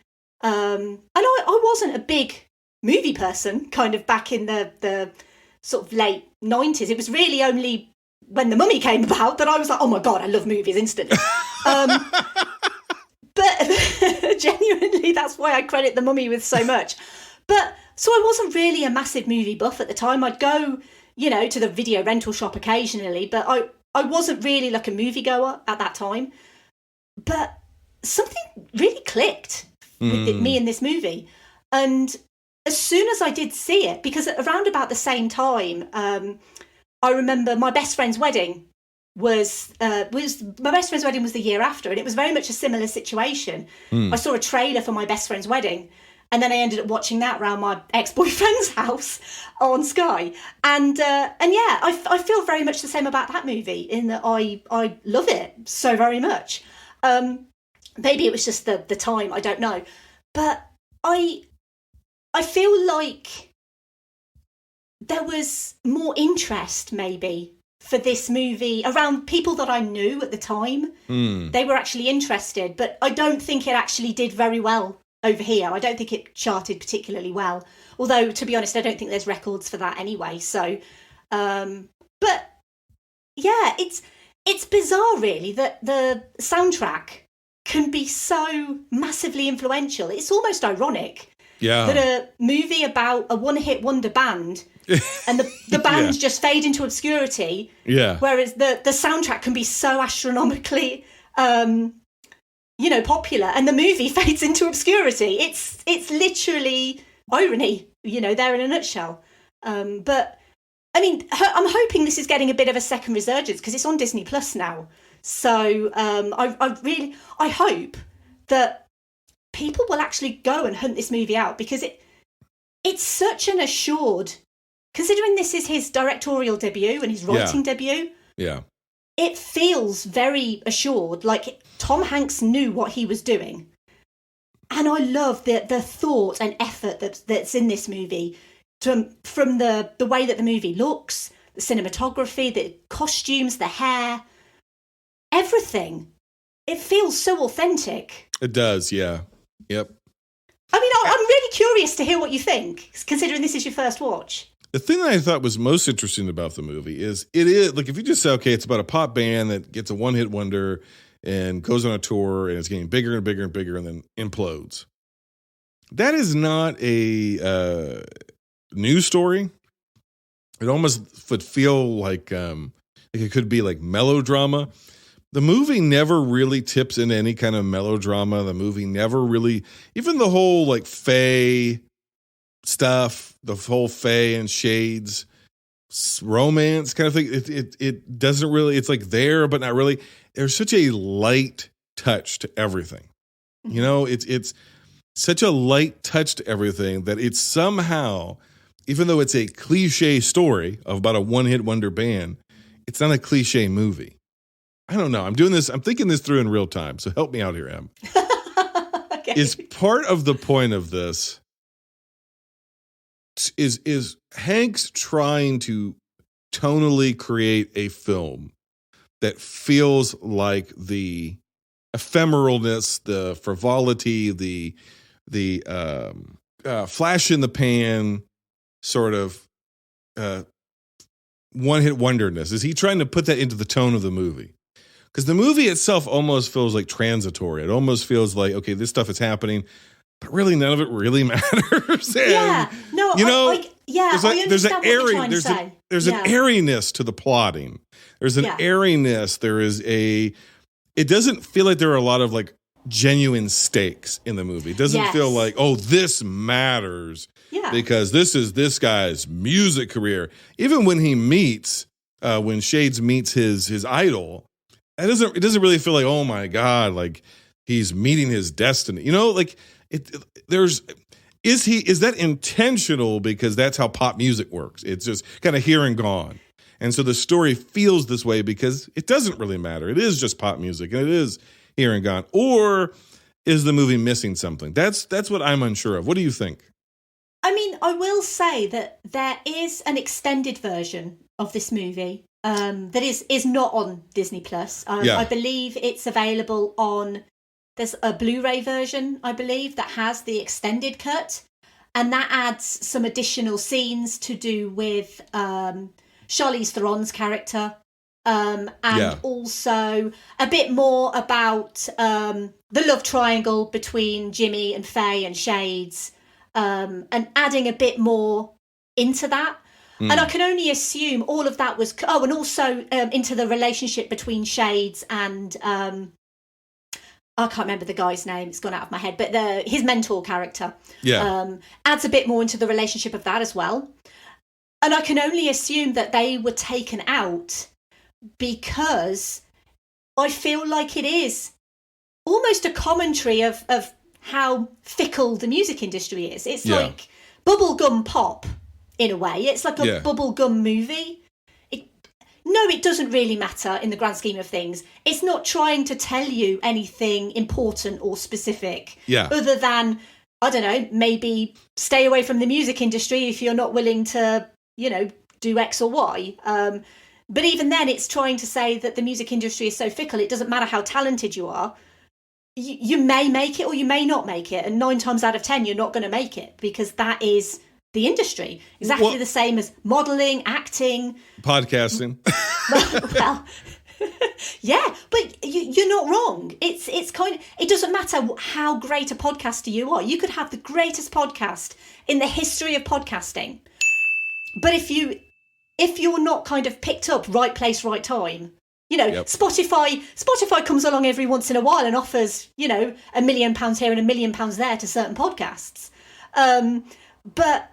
You could genuinely be the best at what you do. And it is literally a lottery as to whether you are going to get that recognition. So, I really do feel like you have hit the nail on the head in a sense that it's not trying to really delve into anything important. There's no real moral of the story. So maybe that is to its detriment in a way. It's not trying to... tell you anything important. But I really do feel like sometimes we need movies like this that are just so full of joy and feel it's just about the love of the music. At the end of the day, that's really all it's trying to say, is that just love the music. Does US TV break big in the UK, and in particular in the early 90s, round about the era we're talking, did a TV show called Saved by the Bell make its way to the UK? And yes. Did you watch it at all? I was a huge fan. Okay, then you'll remember this. There's an episode about their garage band, the Zack Attack, where Zack falls asleep and he has a dream about, and I'm laughing because we'll get to it in a second, but they break big. They write a pop song, Friends Forever, I think, and it breaks big, and it's this movie felt like a protracted version of that episode of Saved by the Bell. Oh, come on! I think it's better than that. Well, no, I'm not meaning that in a derogatory way, but it's the same plot, right? These kids go in a garage, write a pop song. Somebody goes, "I'm going to offer you a contract," and then Zack goes the route of Vanilla Ice and MC Hammer, and breaks up the band because of his ego, and he's Jimmy. And the thing I thought that was interesting, though, which is kind of its own commentary, again, very lightly, is the postscript for all of these characters. Jimmy ends up being a record producer. And it's like, here's the guy that quits the band because he can't stand working for the label because he's an artist. And he ends up being the biggest sellout. Yeah, well... But it's never, because it's just like this postscript. It's like the movie never kind of just hammers anything home. And in a way, that's good, right? I prefer that it not just like beat me over the head with its themes. But I just thought that was interesting of all this guy and all of his, beefs with everything there, he just really wrecks these other guys' chances towards everything. And it's like, well, of course he becomes a multi-million-dollar record producer. Of course he does. Because he's a fucking phony. But I'm giving it a 7.5 out of 10. And here's the thing. We're working off of, you could do whatever you want, but the way that I interpret these scores, because I get asked about this all the time, is they're based on the American grading system, which is different than everywhere else in the world, and it doesn't make any sense. Because when you hear 7.5, you think, that's terrible. Oh my God, that's terrible. But it's really like, say, it's a 75%, which means it's 2/3 of it I found to be really enjoyable, really successful. It is a passing grade in the United States. It's not a great one, but it's a passing grade. I think a 75 puts you in like A, B. It's like a C range movie, maybe D+. So, no, I think it's like a C. I think it's like a C movie. And that's kind of where I put it, because in comparison to the rest of the movies on this particular list, I think the direction is good. I think the production design is incredible. I think the acting is good. To me, I think Tom Hanks is actually really great in this movie. I agree with you. I think Liv Tyler is fantastic. The delivery of her brutal breakup speech to Jimmy is fantastic. It's just, it was like, for something that is so bubblegum, I just felt it went on too long. I just was like, for something so, I'm looking for the right word, for something so temporary, for something so vaporous. Yeah, inconsequential. Inconsequential. Bingo. There you go. Did it need to be this long? I just like, okay, all right. And I just found myself kind of like wanting to get to the end. But the thing is, I like the ending. So it's really kind of the middle that didn't work for me. So that brings the score down a little bit. So it's not a terrible movie. It's a good movie. It's just in comparison to the rest we have here this week, it's going to be my number 4. I'm sorry. Well, that's fine, because, we were in the similar situation, I think, with Joe versus the Volcano. Yes. So, obviously, maybe I was a little bit too harsh on that one, but I don't know. I think it makes sense in the context of the movies that we're talking about. Yeah. But I guess I'm going to have to be quite controversial again. No. Here we go. Okay. So I love this movie. I know it's inconsequential and it's fluff and it's bubblegum, but I really love it with all my heart. I think it's absolutely wonderful. I think it's so underrated. I think it's Tom Hanks as a writer and a director.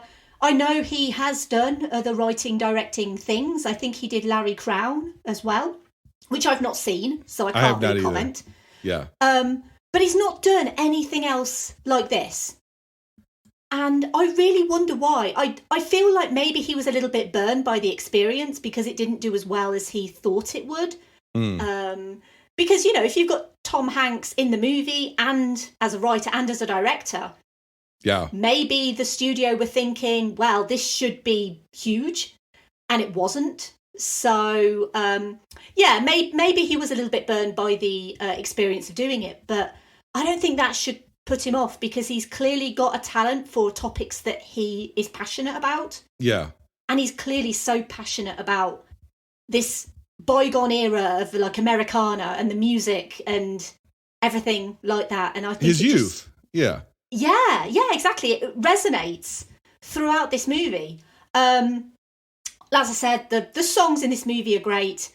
The hair and makeup and the costumes, it feels very authentic, but it also feels quite timeless, which I really like as well. So I have given this a 9 out of 10. Whoa! because I love it. And yes, I will be completely honest, I am incredibly biased. And I am very biased against things I really like. Because, you know, the way that I look at things, I have a podcast, and my podcast is not a reviewing podcast. I will tell people what I think, but I don't review movies. I am not a film critic, and I've never claimed to be a film critic because, let's be honest, I clearly I can't do it. My podcast is talking about the history and legacy. That is the stuff that I love. This has a fascinating history to it as well. So, because I'm not a critic and I'm not a reviewer, I feel like it's okay for me to be a little bit biased. Out of the 5, this is my best. Of course it is. Added to the guest list. That thing you do. Wow. I'm not surprised. Well, to be honest, I'll be completely honest. You know, I guess I'm only surprised because of the next movie we're going to talk about. I thought maybe that would be your number 1. Okay. No, actually. Oh, okay. Well, I did teeter between this and another one as my number 1. Oh. For a long time. There was a lot of back and forth. But it's not the next one that we're talking about that I was teetering. Wow. Okay. You're throwing some curveballs my way. I know. Look, I can't fault you. I can't say, hey, well, you know, you really enjoy this movie and you shouldn't. That's not really what we do here. You know, there is a debate element to it. There is a conversation element to it. But ultimately, there is a guest list and there is a short list. And, you know, as the guest, you are free to add anything you want to that list. So I would not put it there. I didn't, obviously. No, yeah, and I appreciate that. But your reasoning makes sense. So, well, the thing is, your criticism makes sense. So I completely understand your points of view. All right. Well, the real shocker is this next one, which wow. Of course, we're talking about 1998's You've Got Mail, which currently has a 69% on Rotten Tomatoes. They couldn't stand each other. Joe Fox. F-O-X. F-O-X. Look at each other. She's a pill. That caviar is a garnish. Until they realized Hi. They were perfect for each other. I don't know his name. This woman is the most adorable creature I've ever been in contact with. It's good to be a real dog. Tom Hanks, Meg Ryan, You've Got Mail. What are you girls talking about? Cyber sex. Rated PG. Starts Friday, December 18th at a theater near you. You've Got Mail was directed by Nora Ephron, with a screenplay by Nora Ephron and her older sister, Delia Ephron. It is based on, dear my French audience, please forgive me, Parfumerie by Miklos Laszlo. It's the triumphant return of Greg Kinnear, last seen in As Good as It Gets. It is the triumphant return of Dabney Coleman, last seen in Dragnet. Ooh. This movie was released December 18th, 1998 on a budget of $65 million. Hold on to your hats. This movie made $250.8 million. A mom and pop bookshop owner unknowingly falls for the big box book magnate running her out of business as both fail to foresee the death of brick and mortar stores. Say that 10 times fast. That is one hell of a tongue twister, isn't it? There's so many B words in that. This was originally a 1937 Hungarian play called Parfumerie. Well, the skeptics and all the people have a little bit of... Let me do this again. Oh, it's live, pal. Sorry. 1940 film, The Shop Around the Corner, which is probably what it's most known for. 1949 movie musical, In the Good Old Summertime. Then it becomes this. I think the current charm of the movie for me is that the whole internet was just like a thing. For instance, they asked George, who's Steve Zahn, who I assume was cast because of Hanks in the last movie, Thing You Do. Yeah. And they go, George, are you online? Because that used to be a thing. You and I are probably around vaguely the same age. That it wasn't just implicit that everybody was on the internet. It's true, yeah. And you're like, do you have an email address? Are you online? I don't even know. There's so many people that don't even use email anymore. It's basically just it's like what real mail has become, where it's just like junk, and like government notices or something and spam. It's like very.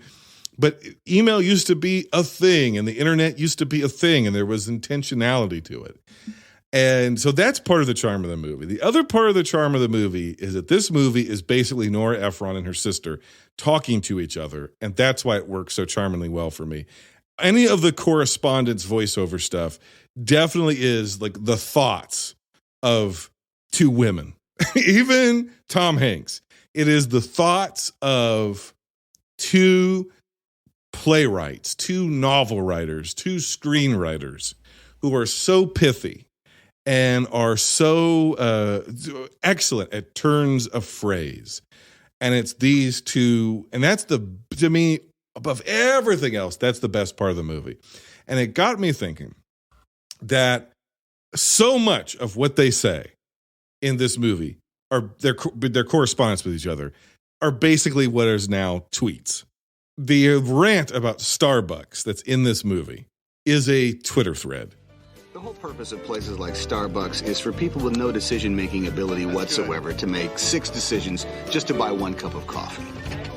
Short, tall, light, dark, calf, decaf, low-fat, non-fat, etc. So people who don't know what the hell they're doing or who on earth they are can, for only $2.95, get not just a cup of coffee, but an absolutely defining sense of self. Caramel macchiato. Tall, decaf, cappuccino. Tall, decaf, cappuccino. So much of this is just tweets, because in real life, real people don't talk like this. They don't act like this. They don't pontificate like this. But we do talk and act like this on the internet, which got me to thinking, in the early 2000s, there was such a thing as blog culture, and was blogging our collective attempt as a species to be Nora Ephron. Because so much of this feels like Nora Ephron and her way of phrasing things and her written cadence and her written vernacular, so to speak, is so much of internet language and lingo now. I feel like we now, our native tongue on the internet, at least for some of us, especially in the blogger era, was Nora Ephron. I didn't hit me until I'm like, oh my God, that's exactly what's going on here. And I raised the question of like, how many failed bloggers became podcasters? Because it feels like there's a direct line between Did you have a blog that very few people read? Yes. Yeah. Then you're probably a podcaster. I feel like you just know me. Or I know myself. The miracle of all of this is that the miracle of this movie is that their love affair has absolutely zero ramifications on business. Tom Hanks is celebrating the closure of indie bookstores at the beginning of this movie. And then he falls in love with this woman. And then he gains the knowledge that the woman he's running out of business is the woman he loves. And it leads to no repentance of any kind or even a grand gesture. And I thought of something, Em. I thought of something really cynical that they could have done in the world of this movie, which is, how easy would it have been for Tom Hanks to go to his dad and his grandpa and go, from a PR perspective, we should reopen the shop around the corner. This is after the events of the movie, right? They're in love, blah, blah, blah, blah. And we reopen it, but we reopen it as a nonprofit for children's literacy. And we stock the shelves with the books, and we establish a grant, and it's us giving back to the neighborhood. And that's his angle for the business, and it's good PR. We're not putting shops out of business. We're helping. And the person who's going to lead our nonprofit, our organization, with a very nice salary drawn from the endowment, is the woman he loves, and she gets her mom's shop back. Do you know what? I thought of exactly the same thing. Yeah! Except mine wasn't a non-profit, so I thought maybe after the events of this movie, Tom Hanks, his character, so obviously she's had to close the shop because of him. So as some sort of romantic grand gesture, he then buys the shop, but it keeps it as the shop that it is. So no one knows that it's owned by him. And then he gifts it to her and all of that sort of stuff. That was what I had in my mind as what would happen as like some grand romantic gesture to make up for what he's done. Because ultimately he's ruined her livelihood. Well, here's the thing, okay? In my notes, I have, there is no grand gesture. Because here's exactly what you're saying. Because the old Hollywood version of this, and I haven't seen the shop around the corner, but the old Hollywood version of this is that at the third act, when movies just would abruptly end, they would just end. The third act is she has to go sign some paperwork with an attorney to hand the shop over to the next owner. And the reveal is it's him. Yeah. And that's when they fall in love with each other. And it's him signing the shop back over to her. And then they kiss or whatever. They don't kiss because of the code, but they hug or something. And then it just ends. The movie just goes to the end and it's over. None of that happens. No. None of it. None. He takes from her livelihood, but beyond that, her mother's shop. Her mother is dead. It is where this is the place that houses the memory of her mother and her twirling together, dancing together. And the movie doesn't shy away from the fact that the line is, the truth is, I am heartbroken. I feel like I'm losing my mother all over again. I know, it's so devastating. And it never gets no resolution. There's no resolution to it at all. He doesn't make her the VP of his company so she can imbue it with more humanity. There's no whatever, you're going to change the way that we do business. There's montages of her protests that do little more than create montages. This breaks almost all the rules of rom-com theory, except for a few. We have Frank, and on my rom-com theory on this show, we refer to as the dud. The male or female, usually the female lead, has to be dating a dud. Mm-hmm. In this movie, Frank is the dud. He has to be a dud because there's almost always in a rom-com infidelity, emotional or otherwise, and we as the audience have to be on board with our protagonist flirting or fucking people that they're not in relationships with. Yeah. And this movie works because they write him out by basically making him unfaithful to a measure so as not to make Meg Ryan look like a trollop. And it kind of works. Well, it's got the same for Tom Hanks, though, because he's got Parker Posey as his significant other, and she's awful. She's just as a general person, not Parker Posey, but the character. Yes. So it's almost like the movie's trying to say, look, these people belong together. Look at their significant others. Look how terrible they are. And it's like, it's so tropey. Well, speaking of significant others, mine pointed out that the entire time in this movie, right, Meg Ryan's obsessed with the computer. Boop, boop, boop, boop, boop, boop, boop. But Frank is obsessed with typewriters. Yeah, that's a really good point. And I had never realized that before, and either had they, and they were like, well, look, he's obsessed with the typewriter, and she's obsessed with computers. So it's telegraphing to you that these people are not meant for each other. But then I got to thinking about it. I extrapolated from there. Okay, in 1998, typewriters were more or less word processors. Word processors with like floppy disk and stuff like that were still kind of around, but an actual typewriter already outmoded by 98. So I get it, right? And she's on the internet and has like what at that point would have been a fancy, MacBook and all this sort of stuff. But the weird thing about the movie is that her store is the typewriter equivalent of the Fox Books. Fox Books is the MacBook. Her store is a typewriter. And so part of me wonders, is this movie like, are the Efrons like pro, again, this has changed, like, but in 1990s culture, are they like is this a pro big business movie? Well, it's really interesting that you say that, because one of the things that I picked up on this rewatch, because I first saw this movie, ages ago, and I rewatched it ages ago. So it wasn't very fresh in my memory.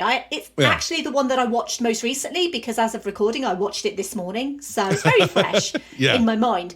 One of the things that I really picked up on was that this movie is based on it's an independent company, independent bookseller, whatever kind of independent store you are, whether you're an independent coffee house or a bookshop or a clothing store, whatever, you're independent. And Meg Ryan's character is fiercely protective of this store because it's her mother's store. She's passed away and all of that sort of stuff. So you get this character loves the fact that she's independent and that she is the bookshop for everyone to visit. And yet, this movie is so focused on corporate culture and commercialism. And, the fact that I think it positions the Fox Books as the Amazon of this world. They even say, look, because Amazon back in the day used to be an online bookshop. Yes. And people forget that. But back in our day, when the internet was new, Amazon sold books. Yep. And they sold cut price books, and that was basically what they were known for. And so it feels very much like Fox Books is the Amazon of this scenario. And then, you compare that to your little independent bookshop that you might, go into town to visit. And this is a movie that's determined to highlight the plight of independent retailers by saying how difficult it is when you've got a Fox Books, or Amazon's obviously not on the high street, but, a huge corporate name coming onto the street opposite you and taking away your business, and how difficult it is for independent. And it's something that here in the UK, there's always quite a lot of focus on, independent retailers and the struggles that they face, and, that our town centres are dying because they're just full of the huge corporate names now, basically. So you kind of think, well, this movie is actually trying to say something about shop independent, because that's what we want. We want to keep these independent businesses going. But then on the other hand, it promotes a hell of a lot of Starbucks, which is solely responsible for the demise of so many independent coffee shops around the globe. Yes. And then it's like, well, okay, what is this movie actually trying to tell us? Because it's clearly not trying to tell us about the plight of independent retailers. No. Because it's actively promoting the huge corporations that are doing this day in, day out. And I'm like, what is going on here? I think the closest you can get to a thesis statement, but here's the thing, it's bizarre because there's also, and I almost wonder because there's two screenwriters and their sisters, I almost wonder if one is more pro-corporatist and one was more pro-independent, and both tones are in the movie. Because when she decides to close the shop, Birdie or the older person's like, that's very brave of you. And she's like, well, thank you. That's bullshit. And she's like, no, it's very brave. You're choosing to believe that you can do something new, right? But then Meg Ryan has this whole line, which is actually like a really, again, very prosy sort of way of speaking, but corresponding, where she's like, some silly or foolish person will say that it's a sign of the ever-changing nature of New York, blah, blah, blah. I know this because this is the sort of stuff I say, right, about the closing of the shop. And so it's like, on the one hand, it wants to say of like, it's like a business progressive movie of like, well, bigger business comes in, and if the people don't support your business, because that's ultimately what fails is she does all this to drum up all this support, and people get behind it initially, but even the author who's a friend who's like, oh, Fox Books, pieces of shit, blah, blah, blah. Well, she goes there to get her she sells out basically. And what it basically says is if people don't go out of their way to be inconvenienced and pay higher prices to support local businesses, then big business is going to take over. But then it also seems to say, and that's just the way it is, so you better figure out how to move on with your life. And it's like, are we, like, to your point, are we saying that's a bad thing? Or are we saying that's just the way it is, so that's the world, buttercup, suck it. Yeah. Yeah.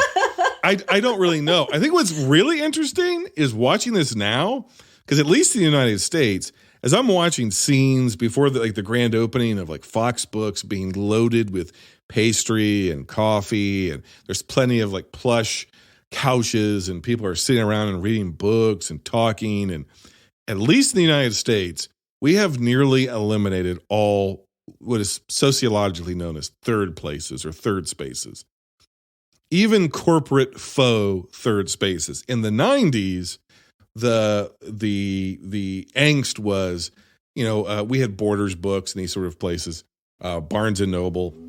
These stores are they're facsimiles, they're faux versions of even Tom Hanks mentions it in the movie. He's like, I've said we were a goddamn piazza.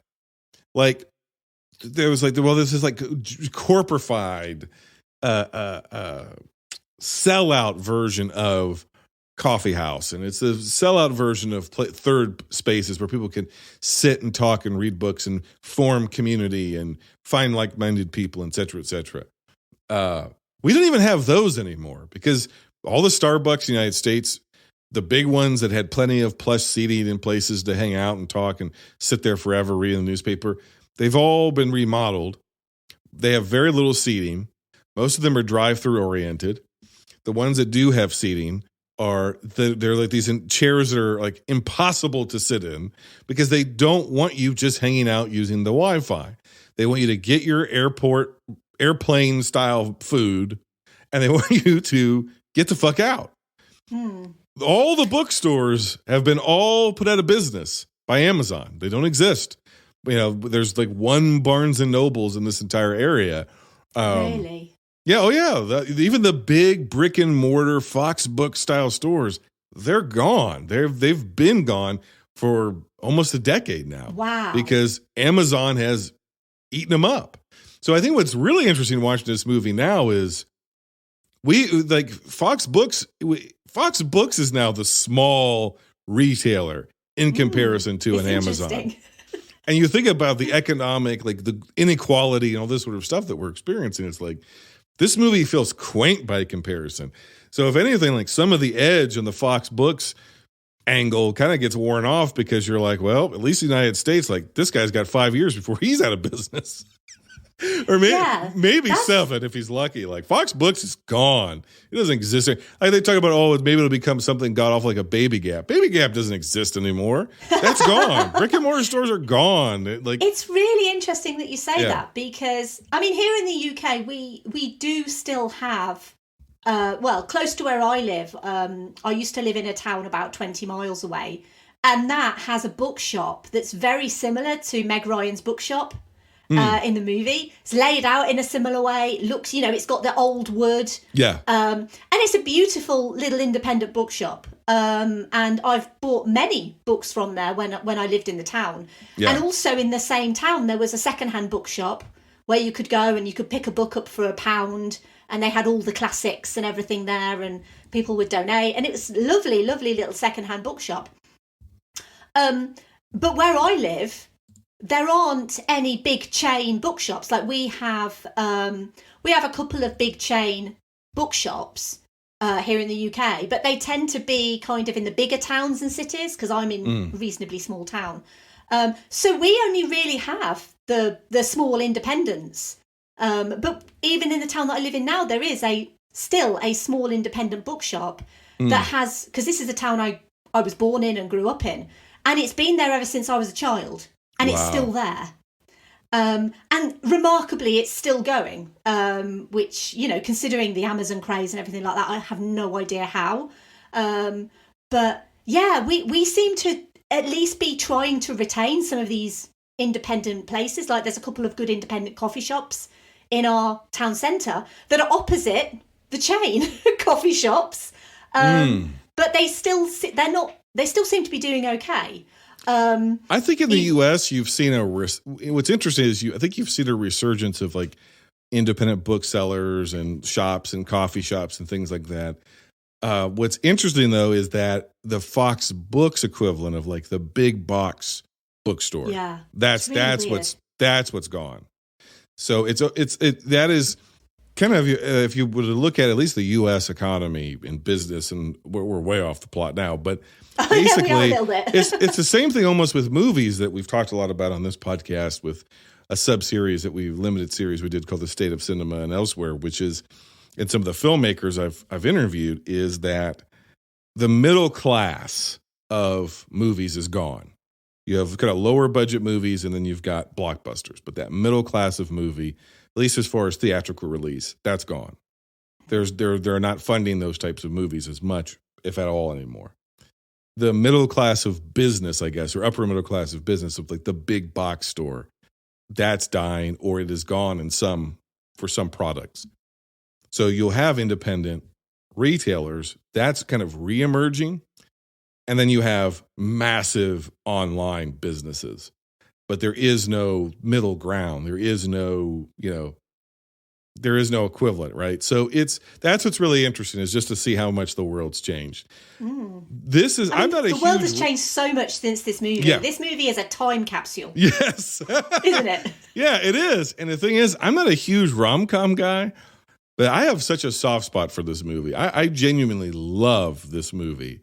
And it's heartbreaking to me because it's like, I love the movie, but in comparison to some other stuff that we watch, it's just middle of the pack for me.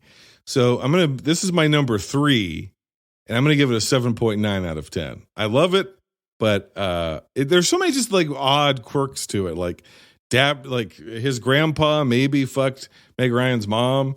Dabney Coleman has been married multiple times. The nanny subplot, that's weird. That his aunt is younger than him, and so is his brother. Like, there's just so much weird added stuff to this that I would actually go so far as to say I think this is my favorite romantic comedy of all time. I love this. I think it's better than Sleepless in Seattle. I don't think they ever did it better together. I love the movie. It's an infinitely rewatchable comfort film for me. But I can only give it a 7.9 out of 10. Because here's why. You have hard science and soft science, right? Like you have physics versus sociology. This is soft plotting. The actual facts, story beats, don't really matter as much as this connection between these two like darling souls who we want to see together. And if they focused at all on the actual facts, like we have a little bit here today, it would be ludicrous, if not despicable, that she would never be able to forgive him, let alone love him. There's no chance in hell that she'd be like, oh, I was hoping it would be you. No, she wouldn't. She'd be like, fuck, the guy I love has run me out of business and manipulated me. He fucking catfished me this entire goddamn time to manipulate me into falling in love with him before he revealed his real identity. How fucking unfair. Because the movie, it doesn't really focus on any of that. It's just sort of like doing its own weird, lighthearted thing. It somehow works. Here's the thing, though. I do find myself, somebody said to me that they found themselves, every time they watch the movie, they get mad at Tom Hanks in the middle, but they forgive him by the end. I don't get mad at Tom Hanks until the end of the movie because it leaves with that, but you put her out of business, you son of a bitch. That bothers me. The ending bothers me. As charming as it is, and he says, don't cry, shop girl. Oh, that gets me every time. I love it. I think it's a great movie, but it's only my number 3, 7.9 out of 10. How about you? So I have a real fondness for this one as well. Only because it feels like I say, it's a time capsule. I have huge nostalgia for the whole dial-up internet thing and screen names where you didn't have to have 1,000 numbers after the word because, everyone, nowadays you'd be shop girl 8538264283 100. It'd be ridiculous, wouldn't it? This is a movie that is very contrived. Yes. But it's also very sweet as well. Yeah. And I think it is a movie that's very easy to pick apart because that's basically what we've just done. We've just basically picked it all apart. And it also lives on and dies on the idea that these two people are communicating online as total strangers and that they're not actually saying anything about their personal lives, who they are. Yeah. And that's not really, like you said, that's not really how people talk to each other. It's very contrived as a setup. Yeah. But I also think it's very sweet. And as a comparison to Sleepless in Seattle, because inevitably it does get compared to Sleepless in Seattle, because obviously that movie was huge. But I really like the fact that in this movie you get more of Tom Hanks and Meg Ryan actually interacting with each other, talking to each other, because their chemistry is fantastic. Yeah. There's no denying that they work so well together. And at least they get to have those moments where they can, bounce off each other a little bit. And I just think that they work so well. And going back to what we said before, I would love to see them get together for, one more movie of talking about, maybe a slightly older couple and the love between a slightly older couple in like their 60s or late 50s or whatever. They're both widowed or something. Yeah. Yeah. One's divorced, one's widowed. Yeah. Tom Hanks is 65, I believe. I'm not sure how old Meg Ryan is. Maybe she's late 50s. But I think that would be so sweet to see them back on the big screen together because they are phenomenal. I think to compare and contrast just very shortly, I think Meg Ryan outshines him in Joe versus Volcano. I think he outshines her in this movie. She does a good job, but I think if it's not Tom Hanks in this role, this movie doesn't work. He's so good and so charming, even as he is kind of the heel, but not really. Like it's just only he could do this. So this is some outstanding work from him. Yeah, and just kind of you mentioned about the catfishing earlier, and it's something that I've been thinking about a lot as someone who, me personally, I've spent a lot of time online. Back in the days when you had to use dial-up, I remember using dial-up. And I also remember, going into those old chat rooms and just chatting to random people. And, arguably, no, you didn't give too much personal information away because most of them were perverts. I am no pervert.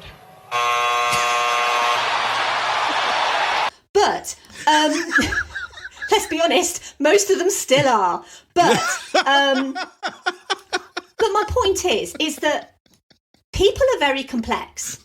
And what you see online is never 100% what that person is in real life. And that's not because they're necessarily catfishing you. It could be that they're catfishing you, but no one is ever going to open up 100% to someone they're talking to online because you don't know who that person is.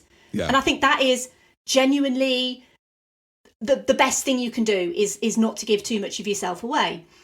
But I really like that this movie actually tries to go some way in depicting the difference between online and offline personas. That these people are the people that they are online, but they're also the people they are offline as well. And I kind of like the little nuances there, because people are complex and people don't have just one personality trait. You know, you could be 100% happy online all the time. You're not going to be 100% happy offline in the real world. It's just not the way that people are. But that doesn't mean that person isn't happy, if you know what I mean. Well, I to that point, though, I think this movie does something really interesting, which I do think is true of the era. And I think what the internet used to be able to offer people in anonymity was the ability to reveal certain things about yourself that you wouldn't in your real life, because you were anonymous and speaking to strangers. And that was a facet of the old internet where you wouldn't necessarily reveal, like, this is my social security number and this is where I work and like that sort of stuff. But the conversations they're having with each other, where they're talking more through their day about what they really thought about something, their fears, their insecurities, what they really think about themselves.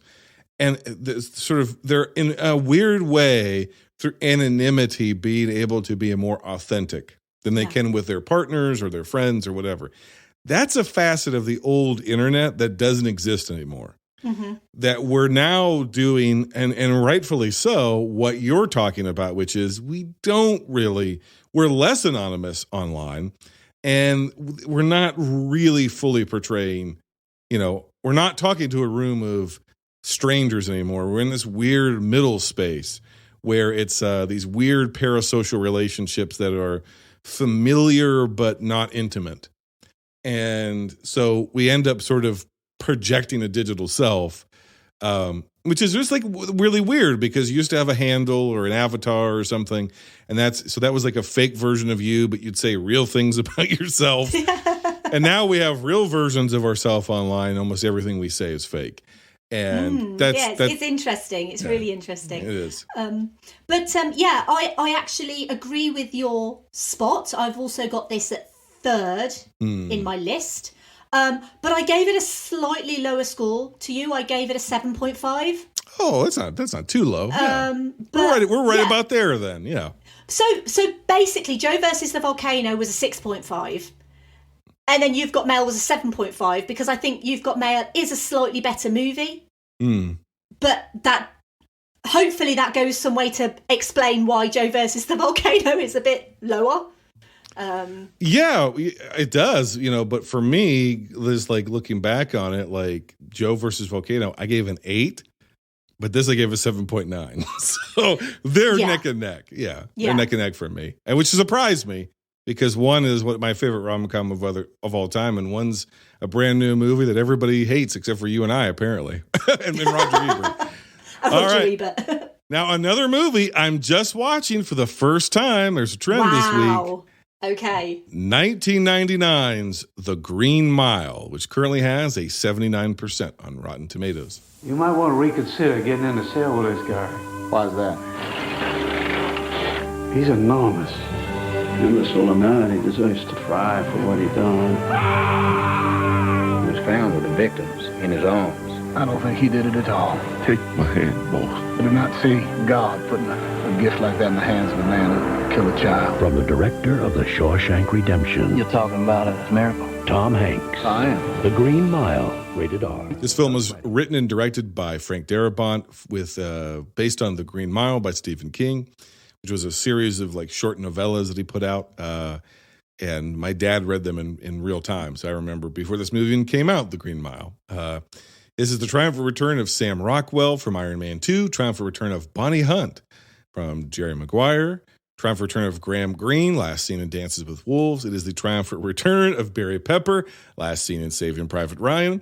This is the triumphant return of Patricia Clarkson, last seen in Jumanji. And it is the triumphant return of Gary Sinise, last seen in it would be Ransom, I think is the last episode, Gary Sinise. This movie was released December 10th, 1999, on a budget of $60 million. It made $286.8 million. God sends a miracle in black skin, and whites falsely accuse him of crimes and sentence him to death. Okay. There is a generous reading of this, and there is an ungenerous reading of this movie. Mm-hmm. And I'm conflicted. The generous reading of it is, this is a movie that is making the point about white supremacy, basically. That if there was a man sent from heaven in black skin, the amount of pain, who could heal the world, the amount of pain and anguish that would be inflicted on that man because of the color of his skin, because of his social standing, his class, and because of the hate inside the hearts of other people, would be enough to take that man's life, to make him despair even being on this planet. And we would much rather just snuff out the gift that is blackness than have a just society. And the Tom Hanks character kind of pays the price for that, right? He's cursed with irregular, like, this life is snuffed out, but you are going to have to live with the injustice for the rest of your life, which is going to go on forever and ever and ever. That's the generous reading of it. The lack of generosity towards it is that this is the trope is known as the magical Negro.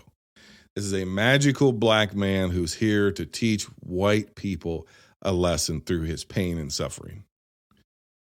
And if it's a beautifully well done movie. And regardless, direction-wise, I mean, this is a great-looking movie. It's a well-directed movie. It's a well-acted movie. Michael Clark Duncan is fantastic in this movie, as is all the supporting cast. It feels very rich and meaty, and that there are substance and stakes, and it's emotional, regardless of whether its message is good or bad, so to speak. But if we take the generous reading of it, then it is it's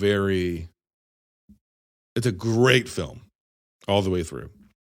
If it is just a black people suffer to make whites better, magical black person film, then it's pretty reprehensible and overly reliant on schmaltz and sentimentality. So it is, if you're by process of elimination, it is my number one, and I'm adding it to the short list, but not without deep internal conflict.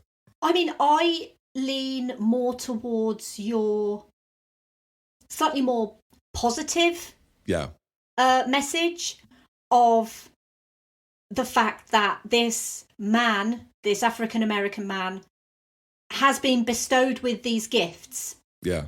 But the world is not ready for him or his gifts. Yeah. And so rather than stay on a world that treats him so reprehensibly, he chooses to basically not have the truth come out. Tom Hanks then, obviously, like you say, has to live with the knowledge of his innocence. And he basically chooses to leave this mortal realm, John Coffey I'm talking about here, because the world as it is in the 1930s, and to be honest, the world as it is now, is not ready for that level of black excellence. Yeah.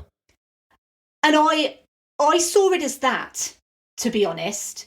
Maybe that's me putting a positive, because I like to try and be positive, apart from when we're talking about the Bonfire of the Vanities, because there's nothing positive about that one. No. But I am so deeply affected by this movie.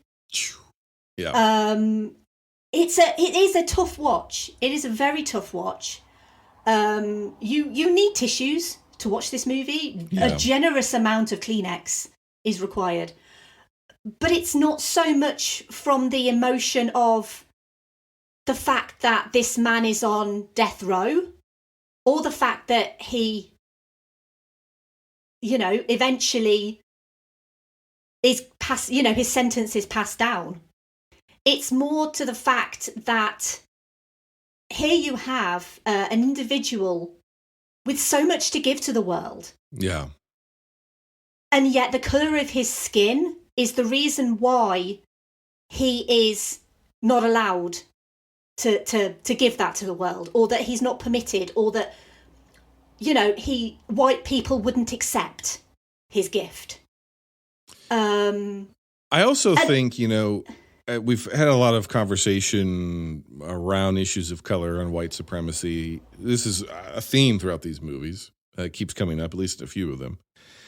And one of the things I've been hearing from people of color, including some former guests, is, it's not our job to educate you. Mm-hmm. It's not our job. Like, we're carrying systemic generational trauma that is not just historical, but is ongoing. And then your response to us is, hey, how'd you get those wounds? Can you explain that to us? What happened here? We don't get it. Right? And so there's a way in which, again, you could read this as his suffering is not just literally the color of his skin. He is suffering because he's a black man in the 1930s. That's 100% true. But he's also suffering because he's like a sin eater. He's suffering because he's absorbing the trauma of the people in the world around them. And his suffering has made him a deeply empathetic character. He's an empath. He feels the pain of others because of the pain that he's gone through and because of this mystical gift that he has. And so you could almost make the argument that this is a movie that's advocating that it's not the responsibility of people of color, just because they're acquainted with suffering and familiar with suffering, because of what's been put onto them, because of the trauma that's been inflicted on them, it's not their responsibility to bear our cross. Mm-hmm. That trauma is our cross to bear. White people. Yeah. It's the system's cross to bear. It's not the victim's cross to bear. It's the victimizers. And that this man is dying as a guilty man for crimes that literally other people have committed, and therefore his death is a crime. Yeah, and that's the point. It's a crime that a white man has committed as well. Yes, and it is as Hank's character says, I killed one of God's miracles. It's not just a crime against a fellow human being, but because of black excellence and because of this, metaphor of greatness, that, the mystical part that could be seen as metaphor for what blackness brings to the world. It's a sin against God. It's a sin against the highest authority, right? And, so when Tom Hanks is like, I've done a lot of things in my life that I regret, but this is the first time in my life I have feared hell. It's like, in the logic of this world, right? I know I'm not trying to get into people's belief systems. We're just talking about the logic of this world. These people deserve hell for what they've done. And I guess the movie kind of gets out of it a little bit because it's his wish to die, but that also feels like so fucking gnarly. Where it's like the world is such an awful place that this beautiful soul would just be like, I'd rather be dead than be here with you people. How terrible is that? Like, it's, and the first hour of this movie, I'm like, okay, this feels a little bit like Shawshank Light. It feels like it's of a similar, same. But the two additional hours. This is a 3-hour film. At least the cut I watched was. Hour 2, hour 3 is incredible, powerful filmmaking. Mm-hmm. And when we get to that ultimate scene, well, first of all, when Michael Jeter's character is executed, good Lord. Not knowing, again, haven't seen the movie, not knowing that was going to happen. That was excruciating to watch. Then watch where this ends is, and their faces, Barry Pepper and Tom Hanks, and I'm getting choked up even thinking about it. It's just like they sell that moment in that scene so well. It somehow manages to, at least coming from me as a white guy, it somehow manages to communicate injustice in a metaphorical way, right? The whole thing is this horrific, beautiful metaphor for white supremacy, potentially. And that's where I'm conflicted, because having him be this very large, simple, and again, though, maybe this is King or this is Darabont taking that trope, taking that racist trope that we've seen in Hollywood and in books forever, and using it against itself. I don't, at the end of the movie, I didn't know. And so I was so deeply conflicted because I was so deeply moved by it. And it could be read either way. And I'd really be interested to see what maybe a scholars or critics of color think about this film. And maybe when this episode comes out, we'll open that conversation up to some of our fellow podcasters of color and see, what's their perspective on this. Yeah, I would be really interested to hear that as well, because I think it's really easy as two white people to say, oh, well, this is what we think about this movie. But I feel like a person of colour obviously has that, like you say, generational trauma of generations and generations of white supremacy, and literally having their ancestors being ripped from families and put to work, and having literally no say in their lives. And obviously this is set in the 1930s, and this is before what am I thinking, in America in the 60s. Oh, civil rights movement. Yeah, sorry. I don't know what's happening with my brain today. It's going completely blank at every single opportunity. But I really feel like I want to know what people of colour think about this movie, because I think we can say what we think, but does it really matter what we think? Right, exactly. You're right. From my point of view, as I feel like as little as it matters in the grand scheme of things, this for me is a movie that I struggled to rewatch. This is a movie that I saw a long, long time ago, and it was one of those movies that deeply affected me emotionally. And I was basically, I'm not going to watch that again, because I cried like a baby at the end of that movie. Yeah.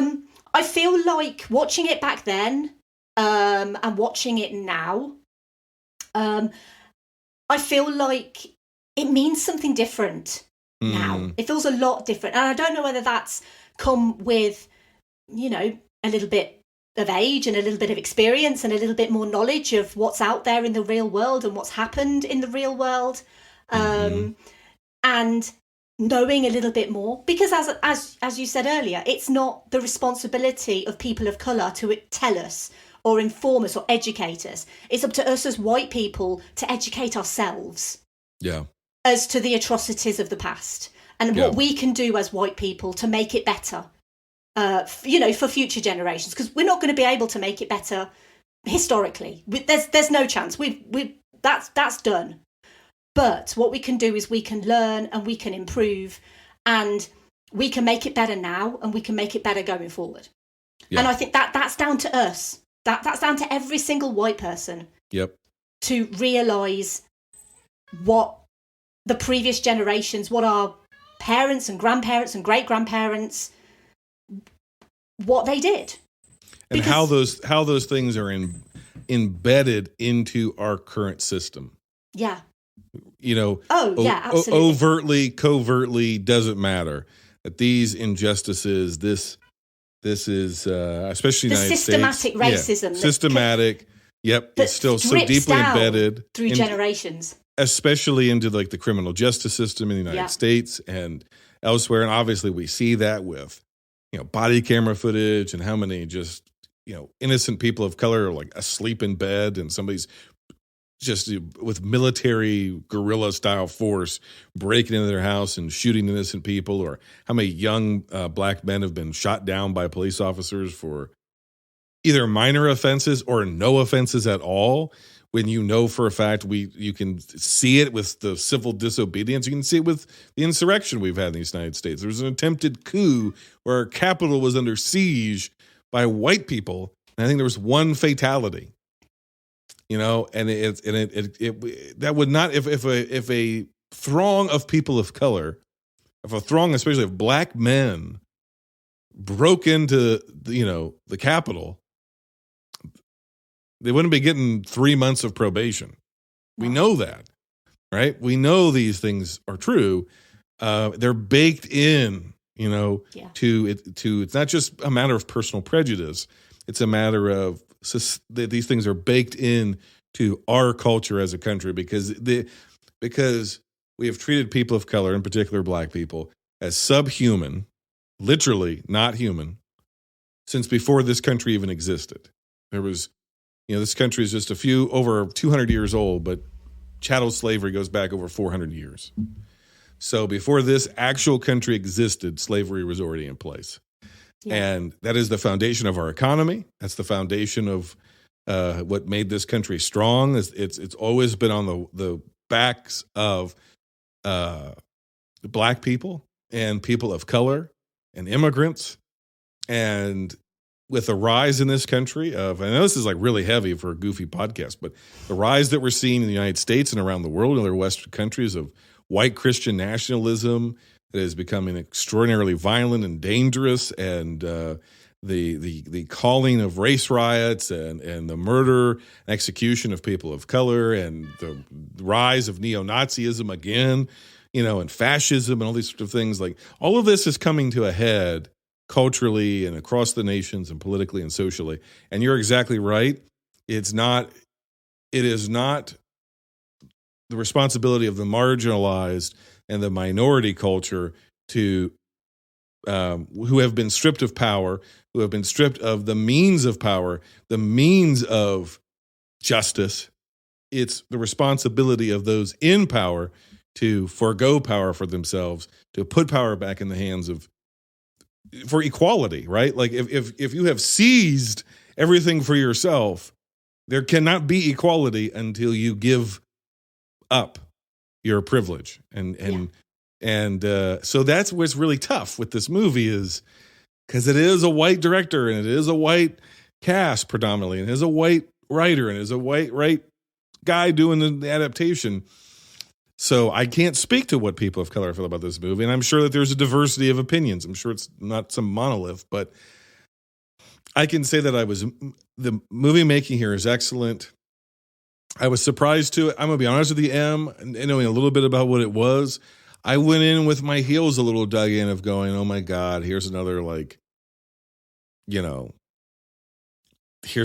racially tone deaf movie, and it's going to schmaltz. And I know that people tell me, oh, you're going to cry and this and that. And I was resistant to that. I don't want to just have my emotions manipulated and me miss something that's maybe a little bit more malignant in the film, a casual racism that's here. So I'm still conflicted about it. I don't know, because I do have trepidation of, as a white person, am I missing something here that is harmful to people of color? Am I missing something here that that is not good. That is malignant. So I don't know. But even the scene with Patricia Clarkson and him, where the brain tumor, and she's like, "I saw you, John Coffey, and we were together," and I was like, that started welling me up because the performances in this movie are just out of this world, man. Yeah, they're outstanding. Michael Clarke Duncan is phenomenal. Phenomenal. How loss. He didn't win an Oscar, I don't know, because he's everything. Without him, this movie does not work. Bingo. It's just, he's incredible in this movie. And it's a tragic loss. Absolutely, 100%. I mean, what a guy he was. I mean, he was just this huge, imposing man, physically imposing man. And the fact that his character is so sweet and lovely and kind, despite everything he's gone through, he still cares about people. Yep. And he just wants to help people, and that's all he wanted to do. Yep. For those girls. Yep. And you don't realise that until you kind of, as the movie progresses, that he was actually trying to heal them. Save them, yeah. Yeah, he was trying to bring them back to life. And then what he says when he's found, and he says like, "Oh, I was too late," or something like that. It all makes sense. One of the things that really annoys me about this movie, and I feel like I know the answer, but I want to put it out there anyway, is that we find out that Wild Bill, played by Sam Rockwell, was working on the family farm at the time. Yeah. And he's invited him for dinner. He has dinner with the family. And what really grates me is if you've got a stranger working on your property at the time of your daughter's disappearance, why was he not suspected? And I think I know the answer. And I think I know the answer is because they were found with a black man. A black vagrant. Yeah, a black traveler. Yeah. That is the answer. Why? Why was he not suspected? I don't know. But he seems, if he's working there and he's a stranger, surely he's the first suspect. Unfortunately, in American history, there's so many stories I know. that exact thing really playing out. Yeah. And to this day, that it's so frustrating, though. It's so frustrating. It's horrific. Yeah, absolutely. It blows my mind that the white man, who's clearly a suspect, is just not even considered at all. And clearly disturbed, right? Yeah, he's creepy as fuck, isn't he? Let's be honest. And he ends up in prison on death row. Yeah. Yeah. Yeah. It's just. What do you make? What do you make of Tom Hanks, his character, of the choice to just do nothing? I am really conflicted about that because I feel like he has the knowledge. He knows that John Coffey is an innocent man. Yeah. And I feel like I'm very conflicted for a couple of reasons.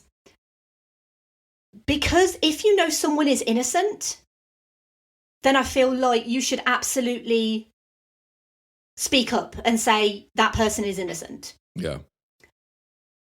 Especially if the person, I mean, obviously you should do it for any person, but especially for a person of colour, because I feel like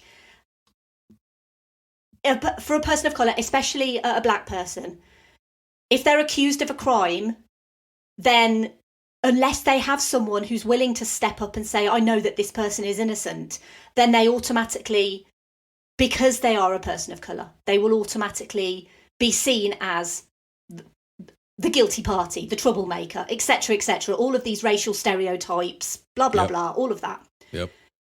But on the other hand, he knows that John Coffey is innocent because of this power, this mystical vision. There's no other way of proving his innocence. And so I feel like if Paul Edgecombe had come out and said, no, we need to stop this guy is innocent and I have proof that he's innocent, then what is his proof? His proof is that he saw a vision. Yeah. And it's a really frustrating part of the movie because all I want is for John Coffey to be freed throughout this whole movie. And it's devastating to me that his innocence is never given a chance to be proven, ever. Ever.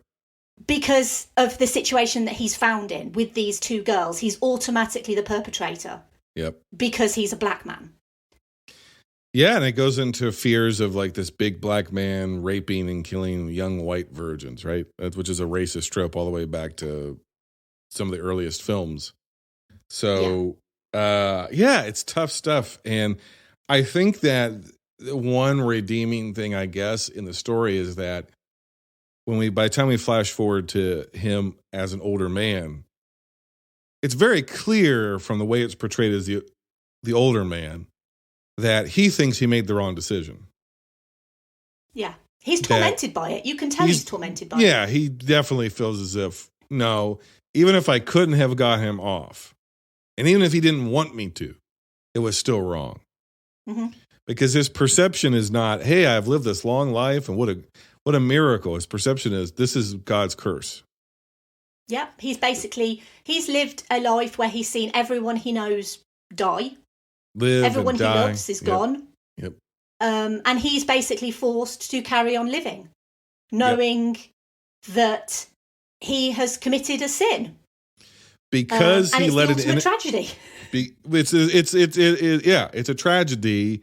And it's almost like a morality tale because of the inversion of it, right? He did not prevent the death of an innocent man. So his punishment as the guilty party is to live abnormally long. Mm-hmm. And so life becomes suffering. Life becomes a curse. And death for John Coffey is a blessing. And so it's this like juxtaposition of, and that's again where it's like the storytelling, the ideas are so masterful that even though I'm deeply conflicted because there is that fear of what am I as a white person missing about this that could be an egregious, racial tropes that I'm not picking up on that are damaging and hurtful. I give this movie an 8.25 out of 10, and I'm adding it to the short list. This is the best of the week. It's tough. I don't know that I'll revisit this movie because it is long. It's long and it's tough. It's tough, man. It's so tough. And I we've covered tough stuff on the show before, and my goal of the show is I try to walk a line between being deeply analytical and highly ridiculous, But sometimes those two, you can't be both for certain films. And this is a movie, because of the reality of the subject matter, there's not really a lot of room for like, ha here, because this is real life. You've got to go with the tone of what the movie's trying to say, But yeah. So it's a little bit of a downer of the conclusion as we wrap up this episode, but if you've seen the movie, it's heavy. It's a heavy film. Exactly. It is heavy. One of the things that I do really like about this movie, there is stuff to like about it. It's not all doom and gloom, but it is a lot of doom and gloom.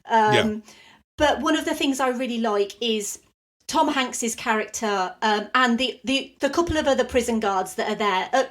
I'm not talking about the corrupt prison guard, because he's not included in this.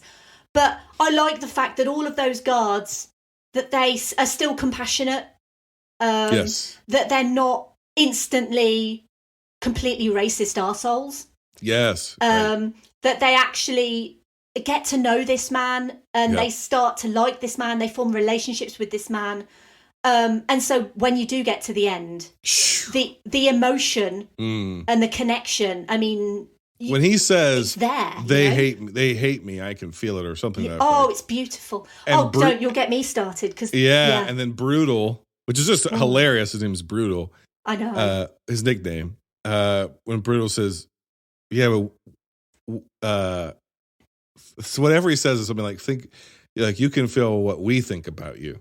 Yeah. And he looks at him with his eyes are just like, full of, they love this guy. Oh yeah, absolutely. They love him, and it's and they are tragic for it. Devastated by this. They're all, and just when he says to him, like, you're a good man, you know, and he just starts, because he's like, they're all like decent people, which I agree with you, except for the one guy who's just like an absolute piece of shit. But the guards, the stereotypical way to do this is like, they're all kind of bastards, but they're not really. They even tell a guy, you know, Michael Jeter's character is like a murderer, serial killer, rapist. They tell him they're going to send his mouse to Mouseville. You know, there's a humanity there where it's like, because they work in the Green Mile, on the Green Mile, and because they're faced with the death of these people, it's like at a certain point, like when he dies and the guy's like, you know, talking shit about him, he's like, that man paid his price. It's over, right? Yeah, he did what he did, but he paid his price. Oh my gosh, yeah. So it's just, you do see decency in these characters, Barry Pepper and Jeff DeMond and all of these characters. You see so much humanity in them that it really it keeps the movie from being like just so heavy you can't watch it. And there is humor in it, and there is funniness in it, and there is levity in it, and it. But man, it just ends on it's there's multiple moments of just injustice, and really, you know, he doesn't wet that sponge. Oh, it's horrendous. Absolutely horrendous. And it's unflinching, and it goes on forever. Yeah. It's horrible. Yeah. So what would you score this? Where does it rank for you? So I gave this an 8.5 out of 10. And obviously the subject matter is quite difficult to watch, but I feel like this is a movie that people should watch. Yeah. It is very long. I mean, this is 3+ hours. It is incredibly long. But I feel like it deserves that length, if you know what I mean. There's no fat on this movie to trim, really. From my point of view, I feel like you need that character building. You need to get to know these people. And especially you need to get to know John Coffey. Yeah. Because without getting to know him, this movie, like I say, this movie does not work without Michael Clarke Duncan. No. So he is the MVP of this movie. Absolutely. So I put this, because obviously I've already told you what my number 1 is. Yeah. So this is my number 2. Yeah. And I will say that I spent a lot of time, at one point the Green Mile was at the top, because I was like, this is technically the better movie. Yeah. It's a more important movie. It's the movie that people should watch. And then I guess I kind of thought to myself, well, Jason will probably have it at number 1. Because Jason knows what he's talking about, and he's not incredibly biased, and he's, you know, actually good at reviewing movies. So yeah, it fluctuated for a little bit. And then when I did my scores, I was like, no, I like That Thing You Do more. And I know it doesn't mean as much, and I get that. And I know people are probably going to come for me, but you've got to go with your gut on these things. And my gut said number 2. So, but it's still a fantastic movie, emotionally devastating, and haunting, but also beautiful as well. Yeah, there is beauty in it for sure. And there was a while where I thought Joe versus Volcano was going to be best of the week. So, you know, I maybe I don't know as much as you're building me up to. I may be a good film reviewer, but I don't build dioramas verbally. So there's that. This is true. Not many people do. I am the only one.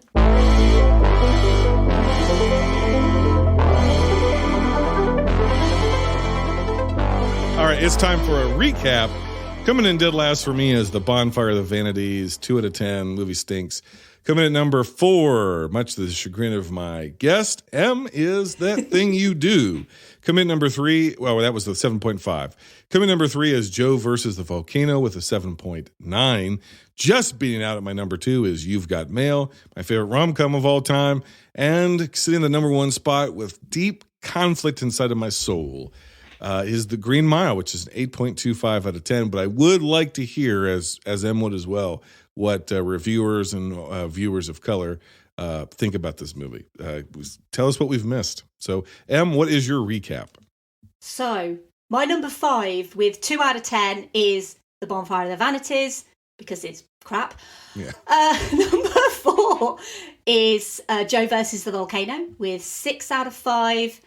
Number 3, you've got Mail with 7 can't even say words. 7.5. Number 2, The Green Mile with 8.5. And my number 1 is That Thing You Do, which is a 9 out of 10 from me because it's wonderful and brilliant and uplifting. Yeah. What is your recommendation of the week? Of the 5 films we watched, which one would you recommend? I have to recommend That Thing You Do because I feel like not a lot of people listening will have seen it. And for that reason, it's absolutely 100% worth your time and you should see it. Same reasoning, but for Joe versus the Volcano. Oh, I'm not surprised, actually, considering our conversation. I'm really not surprised. On our next episode, we'll be ranking The Muppet Movies, starting with The Muppet Movie, The Great Muppet Caper, The Muppets Take Manhattan, Muppet Treasure Island, and Muppets from Space.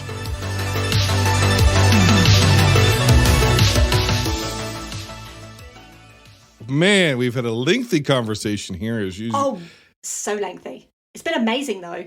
I hope you enjoy the conversation. I know you say you're not a film critic, you're not a film reviewer. As of late, people have started to use the term film critic when they refer to me. So I guess that puts me in that category. I don't use it for myself, but other people have started using it, including real film critics. So I like the fact that if you're not a film critic, then we get 2 different points of view. We get the film diorama point of view, and we get the film critic point of view, I guess. And that's what the show's all about. It's all about differing points of view about movies. Sometimes we agree, sometimes we don't agree, but the meat of it's in the conversation. And I think we had, hopefully our audience agrees, excellent conversation here today. Hope you enjoyed it. I have absolutely enjoyed it. I think this has been a really valuable conversation. I certainly do agree with you. I would love to hear what people of colour think about The Green Mile. I'd also like to hear if any people of colour have seen Bonfire of the Vanities. Oh, God. I mean, I hope they haven't. But, that is a thing. I mean, please don't go and watch it. Don't go out of your way to watch that movie, please. No. But yeah, absolutely The Green Mile. And this has just been a really interesting conversation in general, talking about, let's be honest, these are the Tom Hanks movies that generally don't really get talked about so often from the 90s. Because 90s Tom Hanks, he had a lot of big hits in the 90s. So I really like that we've actually focused on maybe some of his lesser well-known stuff, which... I certainly think it's a valuable discussion to have. And yeah, I've had a wonderful time with a very lengthy conversation that we've had. But I've had a wonderful time talking to you about all things Tom Hanks, because let's be honest, he's wonderful. Why would you not want to talk about everyone's favourite uncle, Tom Hanks? Where can we find you? How can we support you? Where's your Patreon? Sell. Well, okay. So, I like to think I'm everyone's favourite general female person. General female relative, whether that be your sister, daughter, aunt, not grandma. Let me be perfectly clear, not grandma. Yeah. But yeah, general favourite female relative on Twitter. That's me. You can find me and my podcast. It's called Verbal Diorama. And basically, as I've already said, it is the podcast all about the history and legacy of movies you know and movies you don't. So basically, every episode I take a movie and I talk about how that movie came to be. General production history, casting history, basically anything to do with the history and the legacy. Because let's be honest, movies are tough to make, and I think it's worth celebrating the fact that movies exist apart from Bonfire of the Vanities, which we're never going to celebrate ever. This is going to be a recurring joke now. Yeah. Every single time something terrible happens in the world, we can say, well, that's the Bonfire of the Vanities, because that is just going to be the reference for everything shit that happens. If you wish to find me, you can do so. My website is verbaldiorama.com, super easy. And I am on social media. You can come and talk to me. Talk to me about That Thing You Do, please, because I would love to talk about that movie more. you can find me at Verbal Diorama on Twitter, Instagram, and Facebook. And yeah, I absolutely welcome people talk to me about anything we've talked about other than you know what. Thank you very much. Okay, I have one final question for you. Of all of the episodes that you've done, what is the best episode that is the least listened to in your mind that you say, because we all know the hits, Toy Story, this and that, whatever.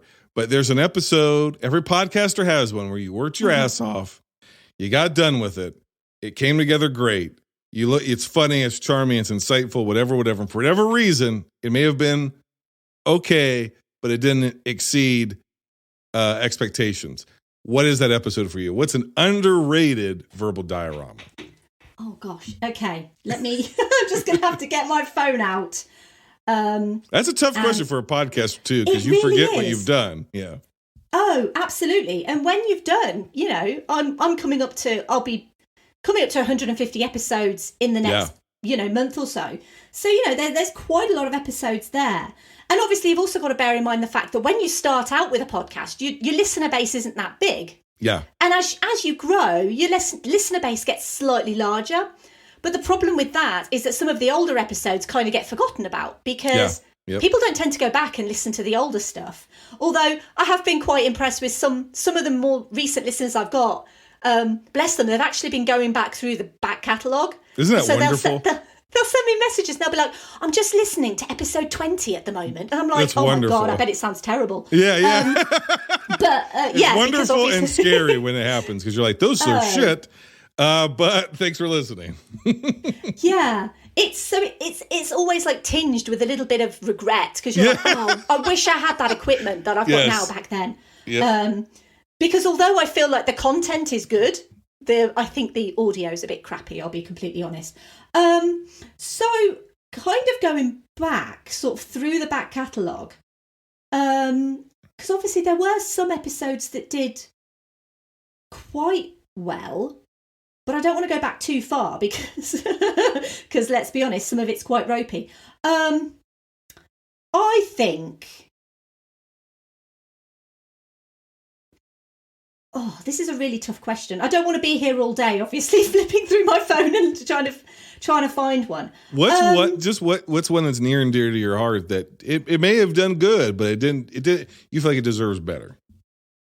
Okay, so in that case, I think what I'll probably go for is there was a movie that came out in the early 2000s, and it was a very effective satire of actually the pop industry, speaking of that thing you do.